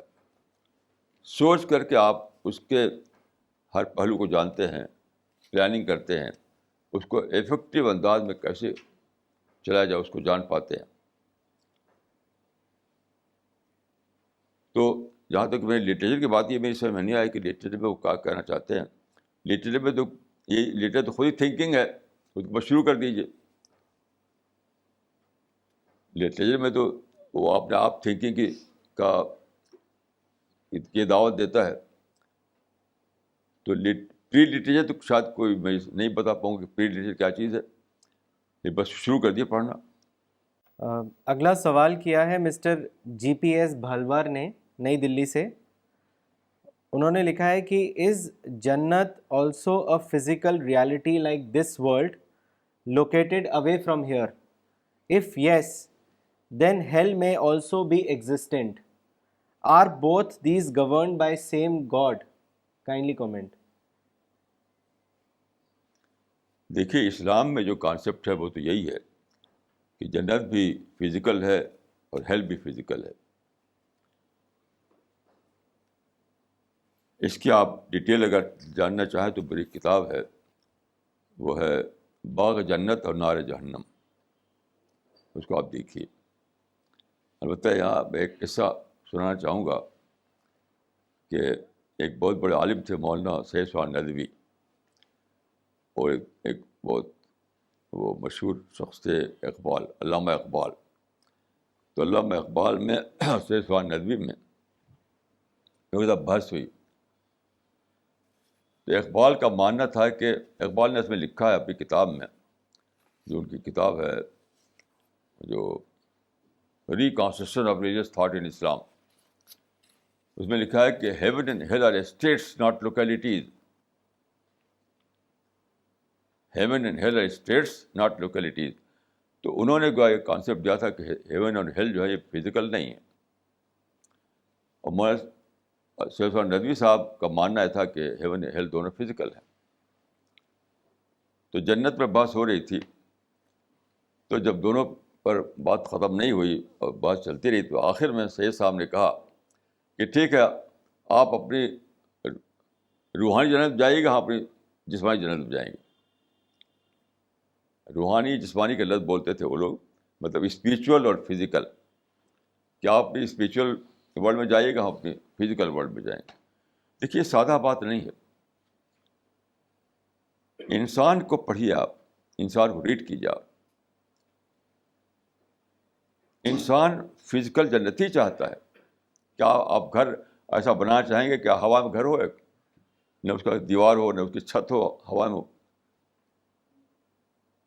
ایسا جنت نہیں. آپ گھر بنائیں گے تو ایک فزیکل گھر بنائیں گے.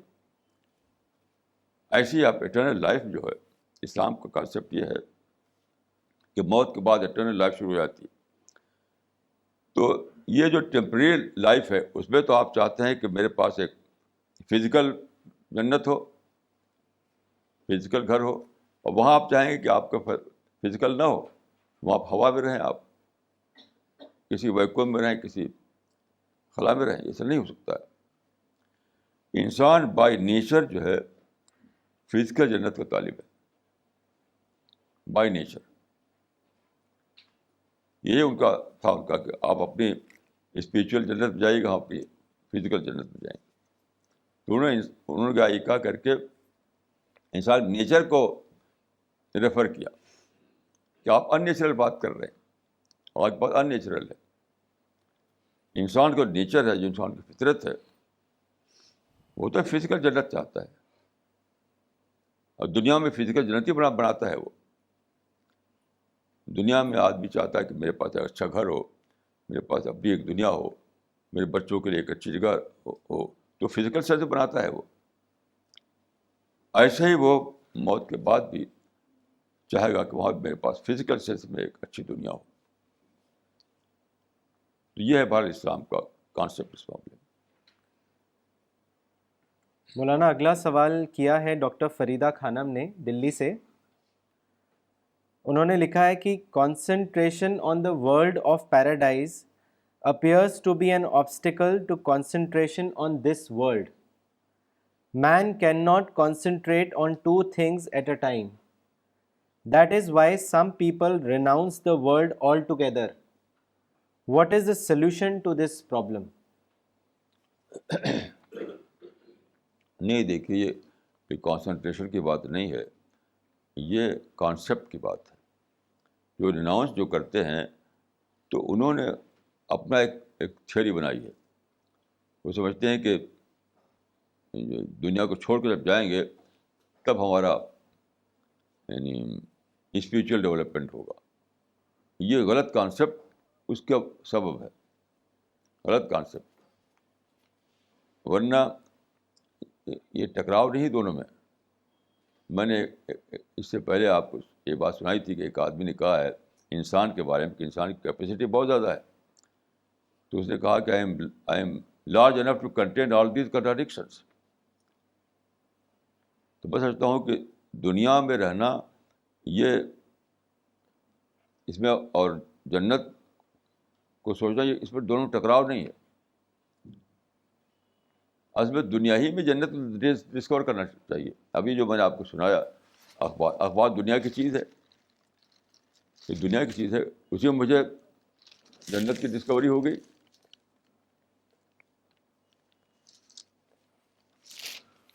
تو دنیا میں مشغول بزنس میں، جاب میں، ہر جگہ مشغول رہتے بھی آپ کو خدا کو یاد کرنا ہے، جنت کو یاد کرنا ہے. اس میں ہر چیز کو پوائنٹ آف ریفرنس بنا کر کے، جیسے تو میں نے پوائنٹ آف ریفرنس بنا کر کے جنت کو یاد کیا. تو تو صحابہ جو تھے وہ اسی طرح کے تھے. صحابہ کے بارے میں آتا ہے کہ وہ خشکی اور تری میں تجارتیں کرتے تھے. رسول اللہ صلی اللہ علیہ وسلم کے جو کمپینین تھے ان کے بارے میں آتا ہے کہ وہ خشکی میں اور سمندروں میں تجارتیں کرتے تھے. تو تجارت کرنے کی وجہ سے ایسا تھوڑی ہوا کہ وہ دینداری چھوٹ گئی ان سے. تو وہ جو ہے ایک الگ کانسیپٹ ہے، وہ راؤنڈس کرنے والا. وہ سمجھتے ہیں کہ اب جنگل میں چلے جائیں، پہاڑ میں چلے جائیں. اسی کو لے کر ایک کتاب چھپی ہے، امنگ ہو سولڈ ہز فریری. حالانکہ وہ فکشن ہے وہ، لیکن ایسا لکھا ہے اسے کہ واقع ہے. تو وہ تو ایک سوچ ہے، ایک آئیڈیالوجی ہے. باقی دونوں میں کنٹراڈکشن نہیں ہے. دنیا میں مشغول رہتے ہوئے آدمی ہر وقت خدا کو یاد کر سکتا ہے، ہر وقت جنت طالب بنا رہ سکتا ہے. کیونکہ دنیا کی ہر چیز لگے گا اس کو غیر معیاری ہے، تو کہے کہ خدا مجھے معیاری جنت چاہیے. تو صحابہ کی مثال بتاتی ہے کہ صحابہ دیکھیے ہر ایک بہت ایکٹیو لائف ہوتی تھی ان کی، بہت ایکٹیو لائف. اس کے ساتھ ساتھ وہ اللہ سے ڈرتے تھے، جنت کے طالب بنے ہوئے تھے وہ. تو یہاں وہ فارمولہ اپلائی ہوتا ہے کہ I am large enough to contain all these contradictions. اس میں کوئی وہ تضاد نہیں. مولانا اگلا سوال کیا ہے مسٹر حاجی شفیع نے جموں کشمیر سے. انہوں نے پوچھا ہے کہ some people of other religious organizations compel us to join hands together for dawa work. Would you allow us for that? Kindly let us know. کیا میں سمجھا نہیں اس کو. کہ مولانا جو دوسری آرگنائزیشنز ہیں جو دعوی ورک کر رہی ہیں تو وہ ان کو کمپیل کرتی ہیں کہ وہ ان کے ساتھ جڑیں. تو وہ پوچھ رہے ہیں کہ کیا آپ کی اجازت ہے کہ نہیں، وہ کون سا ہم تو جانتے نہیں کوئی دعوی ورک کر رہا ہے، کوئی بھی نہیں کر رہا ہے، ایک بھی نہیں کر رہا ہے. وہ کون سے دعوی ورک کرنے والے لوگ ہیں وہ ان کا نام بتائیے تو بتاؤں گا میں. میرے نزدیک پورے گلوب پر دعوی ورک صرف ایک ہی ٹیم کر رہی ہے، وہ ہماری ٹیم ہے. کوئی نہیں کر رہا ہے. اگر نام بتایا تو بتاؤں گا میں. جیسے مثال کے طور پر میں بتاتا ہوں آپ کو، مثال تبلیغی جماعت، وہ دعوت نہیں کرتے ہیں، وہ مسلمانوں کی اصلاح کرتے ہیں. جماعت اسلامی والے دعوت نہیں کرتے ہیں، وہ تو سیاسی ہنگامہ آرائی کرتے ہیں. تو دعوت کا نام لینے سے دعوت نہیں بن جائے گی وہ. میں جانتا ہوں کئی لوگ دعوت کا نام لیتے ہیں لیکن دعوتی کام نہیں کر رہے ہیں. وہ دعوتی کام صرف ہماری ٹیم کر رہی ہے. تو آپ کوئی اگر دعوت کا نام لیتا ہے تو یہ بس سمجھیے کہ وہ دعوتی کام بھی کر رہا ہے. وہ تو فالسلی انہوں نے اپنا نام رکھا دعوت تھوڑی کرتے ہیں وہ. جماعت صاحب والے سیاسی سرگرمیاں کرتے ہیں، تبلیغی جماعت والے مسلمانوں کی اصلاح نماز روزہ سکھاتے ہیں. دعوت سے کیا تعلق اس کا؟ دعوت جو ہے غیر مسلموں میں انذار تبشیر کا نام ہے، وہ صرف ہماری ٹیم کر رہی ہے. مولانا یہ سوال مسٹر فیروز احمد نے کیا ہے اوکھلا سے، نئی دلی سے. انہوں نے لکھا ہے، سر جیسا کہ آپ نے فرمایا کہ جنت میں نفرت کی جگہ نہیں ہے، تو القاعدہ، طالبان اور ایسے ہی انیہ گروپ سے جڑے لوگ جہاد کر کے یا جہاد کا نام دے کر اور اس میں شہید ہونے پر جنت میں جانے کا کیوں دعویٰ کرتے ہیں؟ کیا یہ صحیح ہے؟ دیکھیے، مجھ کو یا کسی کو بھی یہ رائٹ نہیں ہے کہ وہ کہے کہ فلاں آدمی جنت میں جائے گا، فلاں آدمی جنت میں نہیں جائے گا.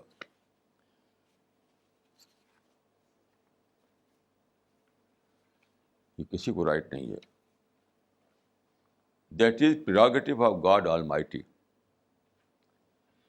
ہم صرف پرنسپل بتا سکتے ہیں، پرنسپل. کون جنت میں جائے گا اس کا ہم اعلان نہیں کر سکتے. تو میں یہ ضرور کہوں گا کہ یہ سب جو ہو رہا ہے جہاد نہیں ہے. دیکھیے، جہاد کی تعریف سنیے. کوئی بھی جہاد نہیں کر رہا ہے. جہاد کی تعریف جو ہے پہلی، الرحیل للامام، یعنی جہاد کام ہے اسٹیٹ کا. صرف اسٹیٹ کو حق ہے کہ وہ اگر ایگریشن ہو, اٹیک ہو, تو وہاں پر وہ دفاع کے طور پر لڑائی لڑے. اور آج کل کوئی اسٹیٹ تو لڑ نہیں رہی ہے. 57 مسلم کنٹریز میں ایک بھی جہاد نہیں کر رہا ہے. یہ جہاد جو کر رہے ہیں یہ لوگ NGOs ہیں, یعنی لوگوں نے خود سے بنائی ایک آرگنائزیشن لے کے جہاد کرنے. یہ تو اسلام میں جائز ہی نہیں ہے. اچھے طرح سمجھ لیے کہ جہاد بالکل جائز نہیں ہے افراد کے لیے یا تنظیموں کے لیے. یہ صرف اسٹیٹ کا کام ہے. الرحیل للامام, to declare a war is a prerogative of state.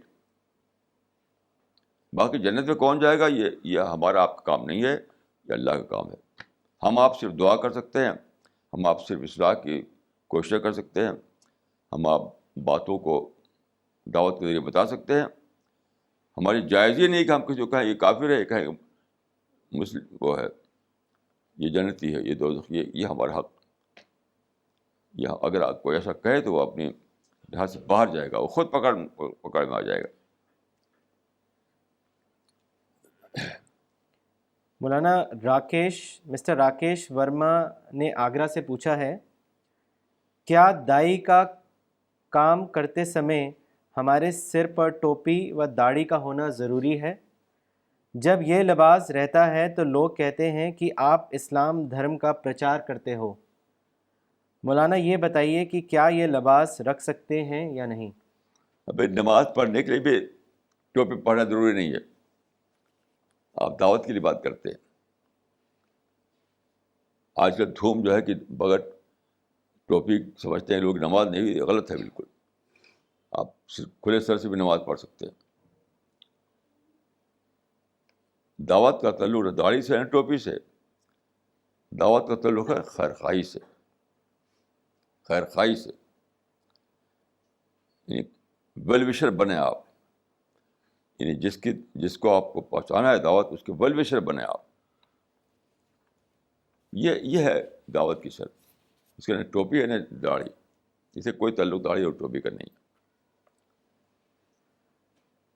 مولانا اگلا سوال کیا ہے ڈاکٹر اسلم خان نے سہارنپور سے.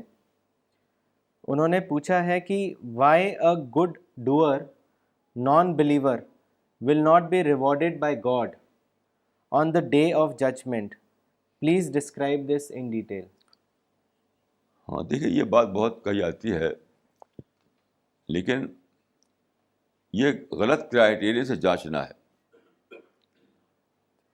آپ نے اچھا کام کیا اخلاقی سینس میں, تو خدا نے یہ کب کہا ہے کہ آپ بااخلاق ہو گے تو ہم جنت داخل کریں گے آپ کو. There is not criterias criterion. Criteria کا جو کرائیٹیرین کیا ہے وہ کیا ہے, آپ اپنے کریٹر کو پہچانیں, کریٹر کو اکنالج کریں, کریٹر کے گائیڈنس میں چلنے والے بنیں. آپ کو کریٹر ہی کا کو اپنا سول کنسرن بنائیں آپ. یہ ہے کرائیٹیرین. بھائی وہ تو مینرس ہیں جس کو آپ کہتے ہیں اچھے اخلاق, وہ مینرس ہوتے ہیں. مینرس سوسائٹی بنانے کے لیے اچھے مینرس چاہیے, نہیں تو آپ کیسے رہیں گے سوسائٹی میں. جن لوگوں کو آپ بتا رہے ہیں میں ان کو اچھی طرح جانتا ہوں, ہر سماج میں, ہر جگہ, یہاں بھی امریکہ جہاں جاؤں. ایک بار تو میں باہر گیا تھا, باہر کنٹری, مجھے سوال کیا گیا تھا, تو میں نے کہا جو جس چیز کو آپ اخلاق کر رہے ہیں وہ اخلاق کیا, وہ تو مینرس ہیں, سوشل مینرس. یہ لوگ جانتے نہیں سوشل مینرس الگ چیز ہے, اور حقیقی اخلاق تو اسی میں ہوگا جو اللہ کا بندہ ہوگا. حقیقی اخلاق پیدا ہی نہیں ہو سکتا, یاد رکھیے, جب تک آدمی بلیور نہ ہو, اللہ سے ڈرنے والا نہ ہو, اللہ کو سب کسر نہ بنایا ہو. سوشل مینرس کو تو لوگ سمجھتے ہیں کہ اخلاق ہے. یعنی سماج میں رہنے کے لیے آپ کو چاہیے کہ آپ کو لوگ اچھا سمجھیں, آپ کے بارے میں لوگوں کی رائے اچھا, آپ کی امیج اچھی ہو. That is image building process.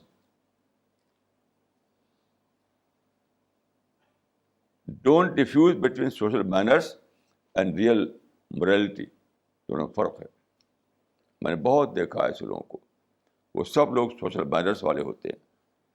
اخلاق تو اس وقت پیدا ہی نہیں ہوگا جب تک کہ آپ خدا کے راستے پہ نہ چلیں, حقیقی اخلاق. مولانا یہ سوال کیا ہے مولانا اقبال احمد عمری نے تمل ناڈو سے. انہوں نے پوچھا ہے کہ ہندو مت کی بتائی ہوئی جنت، کرسچنز کی جنت اور اسلام کی بتائی ہوئی جنت میں کیا فرق ہے؟ دیکھیے، کرسچینٹی میں یا جوڈائزم میں، یعنی یہودیت میں اور کرسچینٹی میں اور اسلام میں جنت کے کانسیپٹ میں کوئی بہت فرق نہیں ہے. بہت فرق نہیں ہے. اس میں تو فرق ہے کہ کون جائے گا، لیکن خود جنت میں کا تصور میں فرق نہیں ہے. کہ بھائی کسی سمجھتے ہیں کہ جو حضرت مسیح کے مان لے کہ وہ لوگ صلیب پر چڑھ کے لوگوں کے گناہ انہوں نے دھو دیے تو وہ جنت میں جائے گا. یہ کرسچن سمجھتے ہیں. ایسے یہودی لوگوں کو کچھ سمجھنا ہے. لیکن خود جنت کا جو ہے ہر ایک کا مور اور لیس وہی تصور ہے جو اسلام کا ہے. مطلب جو کہا جاتا ہے وہ سیمیٹک ریلیجنس کا. بیسیکلی یہ ڈفرینس سیمیٹک ریلیجن اور ایرین ریلیجن کا ہے. تو سیمیٹک ریلیجن میں جنت کا تصور ایک ہی ہے، مور اور لیس. البتہ جو ایرین ریلیجنس ہیں ان میں تصور مختلف ہے. ان میں ایٹرنل بلیس کا کانسیپٹ ہے. یعنی انسان ہوتے ہوتے ہوتے ہوتے ایک جگہ پہنچے گا جہاں وہ یعنی یہ ہمارے ایک فزیکل وجود نہیں ہوگا. کوئی ایک چیز ہوگی جس کو آپ روح کہیں یا کچھ بھی کہیں، تو ایک ایٹرنل بلیس میں جیے گا. وہ اسلام کا کانسیپٹ نہیں ہے. وہ اسلام کا یہ بیسیکلی یہ فلسافیکل کانسیپٹ ہے. یہ سچ پوچھے تو جو یہ ایرین ریلیجنز ہیں ان کی بیس فلاسفی ہے. یہ سب کانسیپٹ فلاسفی میں تھے، وہ اس میں انہوں نے اڈاپٹ کر لیے ہیں. اور جو سیمیٹک ریلیجنز ہیں ان کی بیس وہی ہے، یعنی ریولیشن. تو بیسیکلی یہ فلاسفی اور ریولیشن کا فرق ہے. ایرین ریلیجن اور سیمیٹک ریلیجن جو ڈفرینس ہے basically philosophical concept of religion اور یہ ریویل کانسیپٹ آف ریلیجن کا ڈفرینس ہے. جہاں تک میں سمجھتا ہوں. مولانا ان کا ایک سوال اور ہے. انہوں نے پوچھا ہے کہ ہر مذہب جنت کی امید دلاتا ہے، لیکن یہ کہنا کہ اسلام کو ماننے والا ہی اصحاب الجنت میں سے ہوگا، ہم مدعو کو اس سوال پر کیسے کنونس کریں؟ دیکھیے، اسلام کو ماننے والا مسئلہ نہیں ہے، جنتی پرسنالٹی بنانے والے کا مسئلہ ہے. یہ نہیں جو مسلمان ہیں سب جنت میں چلے جائیں گے. یہ قرآن سے حدیث ثابت نہیں ہوتا. یہ ذالک جزاء من تزکیٰ، یعنی جو مسلمان خاندان میں پیدا ہو وہ جنت میں جائے گا، ایسا کچھ کانسیپٹ نہیں اسلام میں. ذالک جزاء من تزکیٰ، جو اپنے اندر وہ پرسنالٹی بنائے، جنت والی پرسنالٹی. لیکن وہ پرسنالٹی بنے گی خدا کو مان کر کے، خدا کے گائیڈنس کو مان کر کے، خدا کے رسول کو اپنا رہنما مان کر کے. لیکن جو فیصلہ جس پہ ہوگا وہ پرسنالٹی پہ ہوگا. صرف اس پر نہیں ہو کہ ایک گروپ ہے، ایک قوم ہے اور سب جنت چلی جا رہی. فیصلہ جو ہوگا کہ کون وہ پرسنالٹی لے کر آیا، وہ مزکہ شخصیت لے کر آیا، وہ پیوریفائڈ سول لے کر آیا. ذالک جزاء من تزکیٰ. یہ بہت ہی واضح ہے قرآن و حدیث میں. اور اس پر ہمیں بہت ہماری جو کتاب ہے اسے بہت تفصیل سے یہ بات لکھا گیا ہے. اور اس سے پہلے لیکچروں میں بھی بات بہت تفصیل سے آ چکی ہے. جس کو تفصیل جاننا ہو دیکھ سکتا ہے اس کو. مولانا یہ سوال کیا ہے مولانا عبد الباسط عمری نے دوحہ قطر سے. مولانا سورہ حشر کی ایک آیت ہے کہ مولانا وہ کیا چیز ہے جس کی وجہ سے ان پر خاشعم متصدیہ کی کیفیت بن رہی ہے؟ لو انزلنا ھذا القرآن علی جبل لرأیتہ خاشعا متصدعا. دیکھیے، میں یہاں تک سمجھتا ہوں یہ غالباً تمثیل کی زبان ہے. پتھر ایسی چیز نہیں کہ اس پہ قرآن اتارا جائے. پتھر کو کچھ پتہ نہیں کہ قرآن کیا چیز ہے. یہ ایک تمثیل کی زبان ہے کہ اگر اگر اگر یہ پہاڑ جو ہے اسے سمجھ ہوتی تو باوجود کو پتھر ہیں لیکن سمجھ ہوتی ہے اور پھر ہم قرآن اتارتے تو وہ پھٹ جاتے اس کی وجہ سے. اور انسان ایسا ہے کہ وہ یعنی سنتا ہے اور غافل بنا رہتا ہے. یہ ایک کہنے کا اسلوب ہے میں سمجھتا ہوں جہاں تک. جیسے ہم یوں ہی بولتے ہیں کہ پتھر جیسا انسان بھی اگر سنائے تو پگھل جائے, تو اسی وہی چیز ہے اس آیت میں. اس کو بالکل لٹرل سینس میں نہیں لینا چاہیے. مولانا اگلا سوال کیا ہے مسٹر فائق نے کیلیفورنیا سے. انہوں نے لکھا ہے کہ ان ہولی قرآن اللہ تعالیٰ says that we are faced with affliction only due to our own actions, and at other places in the Quran Allah Ta'ala says that Allah tests you to check if you are true in your faith. My question is, when we are faced with a difficult situation, how do we know when it is a test and when it is a punishment due to our own faults? دیکھو یہاں punishment کی بات نہیں ہے, یہ تو اپنی نادانیوں سے تم کو ایسا ہوتا ہے. یہ نہیں کہ ہم اللہ نے پنش کیا ہے, پنشمنٹ نہیں ہے. ہاں. وہ تو یہ ہے کہ جیسے کہ کشمیر کا مسئلہ ہے, فلسطین کا مسئلہ ہے, اس کے بارے میں کہ یہ تمہاری حماقتوں سے نتیجہ پیدا ہوا, یہ کہا جا رہا ہے. یہ نہیں کہ پنشمنٹ ہے, وہ پنشمنٹ ان کا اپنا لفظ ہے, وہ پنشمنٹ ان کا اپنا لفظ ہے. وما اصابکم من مصیبۃ فبما کسبت ایدیکم. جو پڑھنے والی چیز تمہارے پڑتی ہے وہ تمہارے کیے کا نتیجہ ہوتی ہے. یہ پنشمنٹ کی بات یہاں پر نہیں ہے, بلکہ یہ کہ دنیا میں وزڈم کے ساتھ رہو, دنیا میں سمجھ بوجھ کے ساتھ رہو, اور دنیا میں عقل مندی کے ساتھ رہو. اس کی طرف دھیان دلایا گیا. پنشمنٹ تو صرف آخرت میں ہوگا, دنیا میں نہیں ہوگا پنشمنٹ. دنیا میں صرف ٹیسٹ ہے, یعنی فلسطین بھی ٹیسٹ ہے, کشمیر بھی ٹیسٹ ہے, کوئی پنشمنٹ نہیں ہے. پنشمنٹ صرف آخرت میں. مولانا کیا قرآن میں کہیں ذکر ہے پنشمنٹ کا کسی اور آیت میں؟ جہاں تک میں جانتا ہوں پنشمنٹ دنیا میں نہیں ہوتی, آخرت میں ہوتی ہے. یہ آج جو کہا انہوں نے اس آیت میں, یہ نہیں کہ ہم ان کو پنشمنٹ دیتے, یہ نہیں, بلکہ تم جو دنیا کمپٹیشن کی دنیا ہے, چیلنج کی دنیا ہے, تو تم کو یہ سمجھ کر رہنا پڑے گا کہ ہم دوسروں کو آزادی ہے, وہ ہمیں چیلنج دیں گے تو اس کے مطابق ہمیں پلاننگ کرنی چاہیے. نہیں کرو گے تو اس کو سفر کرو گے وہاں پر. یہ بات ہے اس آیت میں, باقی پنشمنٹ کی بات نہیں ہے. مولانا ان کا ایک اور سوال ہے. انہوں نے لکھا ہے کہ in Islam are men required to cover their heads like you have a turban on your head. Is it something derived from قرآن اور حدیث؟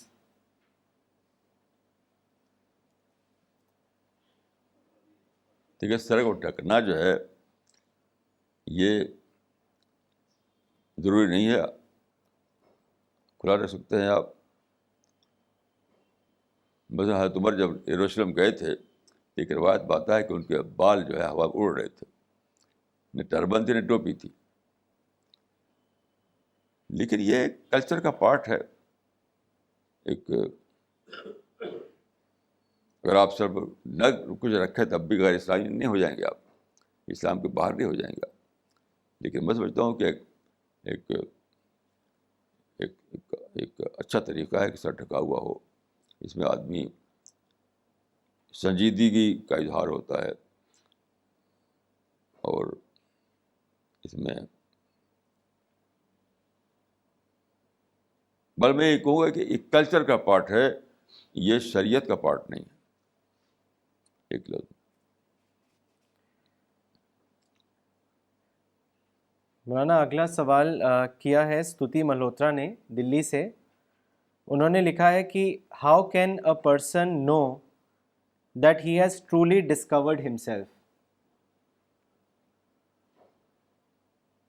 اچھا, بھائی یہ تو آدمی خود ہی جانے گا, ہم تو بتا نہیں سکتے. صرف یہ ہے کہ جو نالج ہمیں ملی ہے تھرو ریولیشن، اس سے ٹیلی کرنا چاہیے اس ڈسکوری کو. یعنی قرآن حدیث جو ہے آتھینٹک اسٹیٹمنٹ ہے تمام فیکٹس کا. یہ قرآن حدیث جو ہے وہ آتھینٹک اسٹیٹمنٹ ہے تمام فیکٹس کا. تو آپ کو جو ڈسکوری ہوئی ہے وہ اس سے ٹیلی کرنا چاہیے، اس سے مطابق رہنا چاہیے. اس طرح سے آپ کو یقین ہو جائے گا کہ میری ڈسکوری صحیح ہے. خود آدمی کو خود بھی وجدانی طور پر یعنی تھرو انٹیوشن اس کو یقین ملتا ہے، اور مزید جو ہے جب وہ اس کو قرآن حدیث کی روشنی میں جانچتا ہے تو اس کو پھر یقین ہو جاتا ہے کہ ہاں میری ڈسکوری درست ہے. باقی اس کے لیے کوئی ہارڈ اور فاسٹ رول نہیں ہے. مولانا اگلا سوال کیا ہے مسٹر خالد انصاری نے دلی سے. انہوں نے لکھا ہے کہ according to the school of mysticism تزکیہ depends on chanting certain words, believing in Guru who transfers secret knowledge and realization to his disciple, and total devotion without any reasoning. Maulana, is it possible to achieve the state of tazkiyah without engaging thought process and reasoning? Also, is there any room for mysticism in Islam, as a majority of people still follow this system? Kindly comment. دیکھیے میں تو نہیں مانتا اس کو، اسلام میں ایسا ہے نہیں ہے. یہ جو چینٹنگ ہے جس کو ورد کرنا کہتے ہیں، ورد یعنی الفاظ جو ہیں ان کو ریپیٹ کرنا، اس سے کوئی تعلق تزکیہ کا نہیں ہے، 1% بھی نہیں ہے. تزکیہ جو ہے، تزکیہ مینس پیوریفیکیشن، اس کا تعلق سرتاسر تھنکنگ سے، تھنکنگ پروسیس سے. آپ سوچیں گے تو آپ نگیٹو تھاٹ کو نکالیں گے، پازیٹیو تھاٹ لائیں گے، نفرت کو نکالیں گے، محبت کو لائیں گے. یہ چینٹس نہیں ہو سکتا ایسا. یہ چینٹس ایسا نہیں ہو سکتا کہ آپ نفرت کی جب محبت آ جائے، نگیٹو تھنکنگ کی جب پازیٹیو تھنکنگ آ جائے، یہ نہیں ہو سکتا ہے. تو نہ تو عقل سے میں مانتا اس بات کو، اور نہ اسلام کی روح سے مانتا ہوں اس بات کو. تو میں چینٹنگ کو سمپلی جو ورد کرتے ہیں اس کو میں نہیں مانتا. اس کو ایک فزیکل ایکسرسائز مانتا ہوں. اس کا کوئی بھی تعلق تزکیہ سے نہیں. مولانا اگلا سوال کیا ہے mister Mohammad Tauqeer Alam from Muzaffarpur. انہوں نے لکھا ہے what is the meaning of شریعت، طریقت، معرفت اینڈ تصوف. تصوف، طریقت تو لوگوں نے بات کو نکالا ہے، قرآن حدیث میں تو ہے نہیں. شریعت ہے اور معرفت ہے. تو شریعت اصل میں یعنی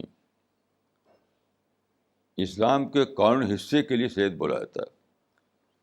کہ پورے اس کے لیے شریعت بہت ہی ویل ڈیفائنڈ لفظ نہیں ہے اس میں، لیکن عام طور پر اس کو قانونی حصے کے لیے بولا جاتا ہے.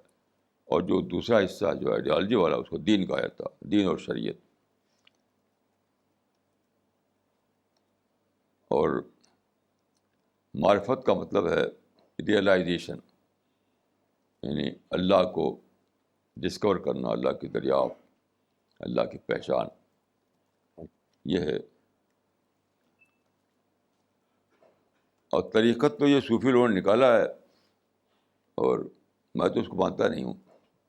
طریقت کو میں نہیں مانتا، بالکل نہیں مانتا اس کو. معرفت کا راستہ میرے نزدیک تدبر اور تفکر اور تعقل میں ہے. وہ طریقت کے جو طریقے نکالے ہیں صوفیوں نے، اس سے کوئی تعلق نہیں ہے معرفت کا.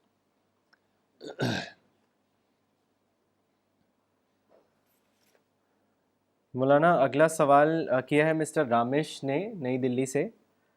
انہوں نے پوچھا ہے what are your views on addressing individuals and crowds. دیکھیے دعوت کا جو کام ہے وہ اس میں کراؤڈ کو ایڈریس کرنا ہے ہی نہیں, بالکل ہے نہیں.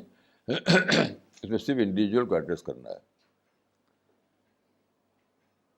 یہاں تک کہ جب کئی لوگ ہوتے ہیں وہاں بولا جاتا ہے تو وہاں بھی آدمی انڈیویجول مائنڈ جو ہے اس کو پڑھتا ہے کہ لوگوں کی سوچ کیا ہے, اس سوچ کو ایڈریس کرنے کی کوشش کرتا ہے. کراؤڈ کا مطلب دوسرا ہے. کراؤڈ مطلب ایک جنرل فیلنگ کو ہوتی ہے کہ بابری مسجد جو ہے ڈھائی گئی تو سب لوگ بابری مسجد سوچ رہے ہیں. اس میں جا کے آپ جوشی تقریریں کرتے ہیں آپ کہ اس ملک میں اسلام خطرے میں ہے, اس ملک میں اسلام کو یہ ہے وہ ہے. تو وہ ہے کراؤڈ کو ایڈریس کرنا, ایک جنرل فیلنگ کو ایڈریس کرنا. انڈیویجول مائنڈ کیا سوچتا ہے اس کو لے کر آپ ایڈریس کریں تو چاہے ایک کو کریں یا کئی کو کریں تب بھی وہ انڈیویجول مائنڈ کو ایڈریس کرنا ہوگا. تو ہمارے مشن میں ایک کراؤڈ کو ایڈریس کرنا نہیں, ہمیشہ کچھ نہ کچھ ایک کراؤڈ کو لے کر کے ایک جنرل فیلنگ ہوا کرتی ہے. جیسے آج کل جو ہے کہ ایودھیا کے مسئلے پر وہ ہے جو ورڈکٹ آیا ہے اس کو لے کر کے, فلسطین کو لے کر کے, وہ ہمارے مشن کا ٹارگیٹ نہیں ہے.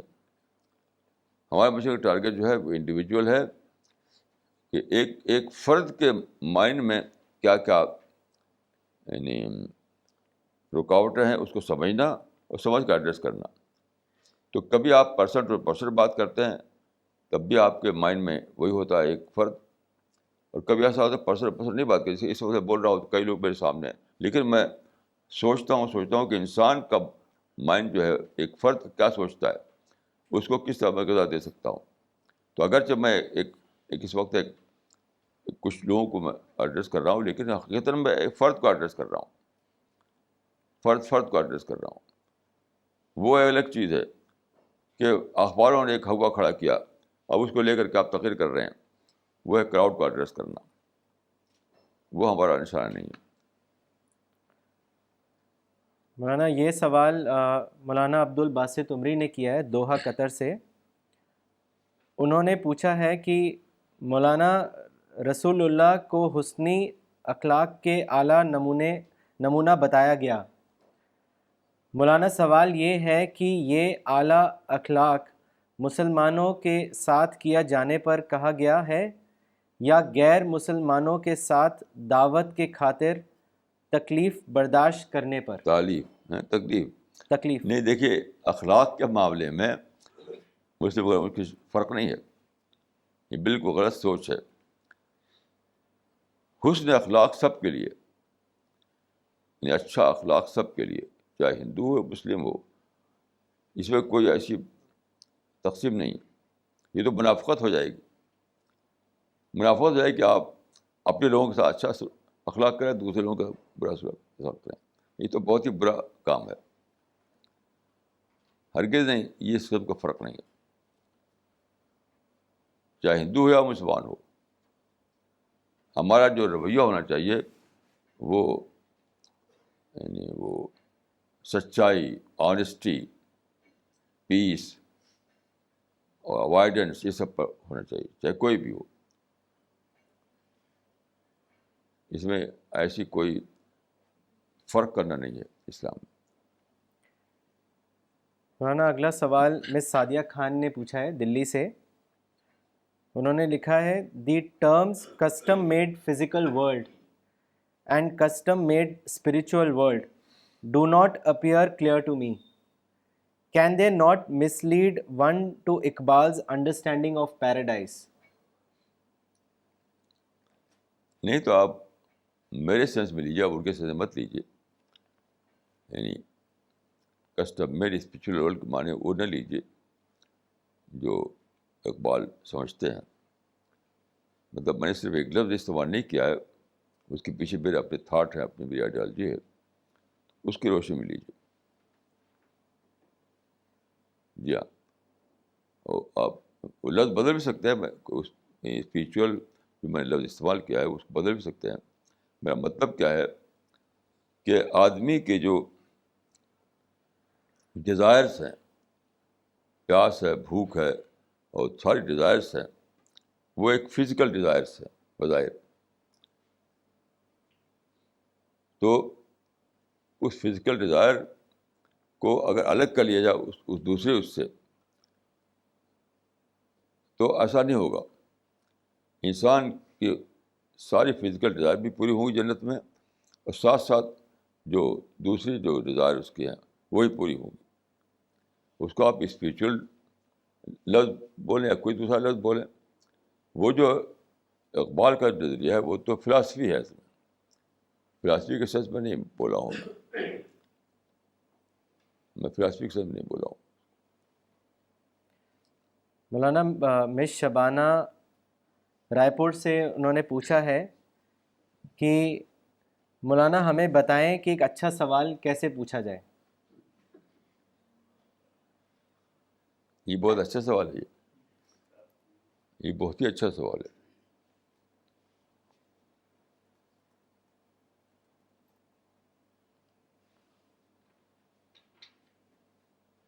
دیکھیے, سوال سے پہلے پری سوال ہوتا ہے. یہاں پہ وہ اپلائی ہوتا ہے وہ پرنسپل. کوشچن پہلے پری کوشچن. جیسے مجھے اگر کوشچن کوئی ڈیل کرنا ہو,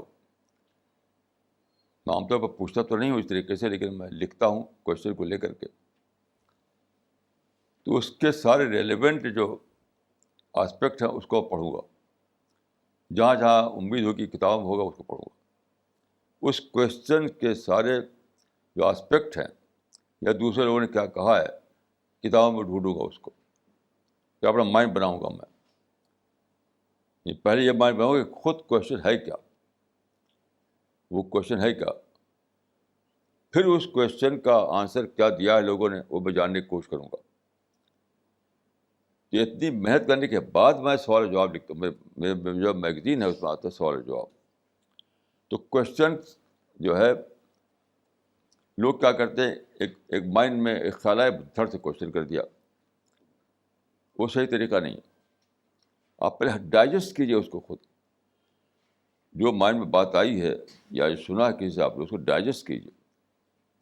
تو ایک لفظ میں کہوں کہ ڈائجسٹ کر کے جو کوشچن کیا جائے وہ کوشچن ہوتا ہے, اور ڈائجسٹ کے بغیر جو کوشچن کیا جائے وہ کوشچن نہیں. Okay, we'll end this session now. We'll first have a tea break and then after that, namaz. Thank you.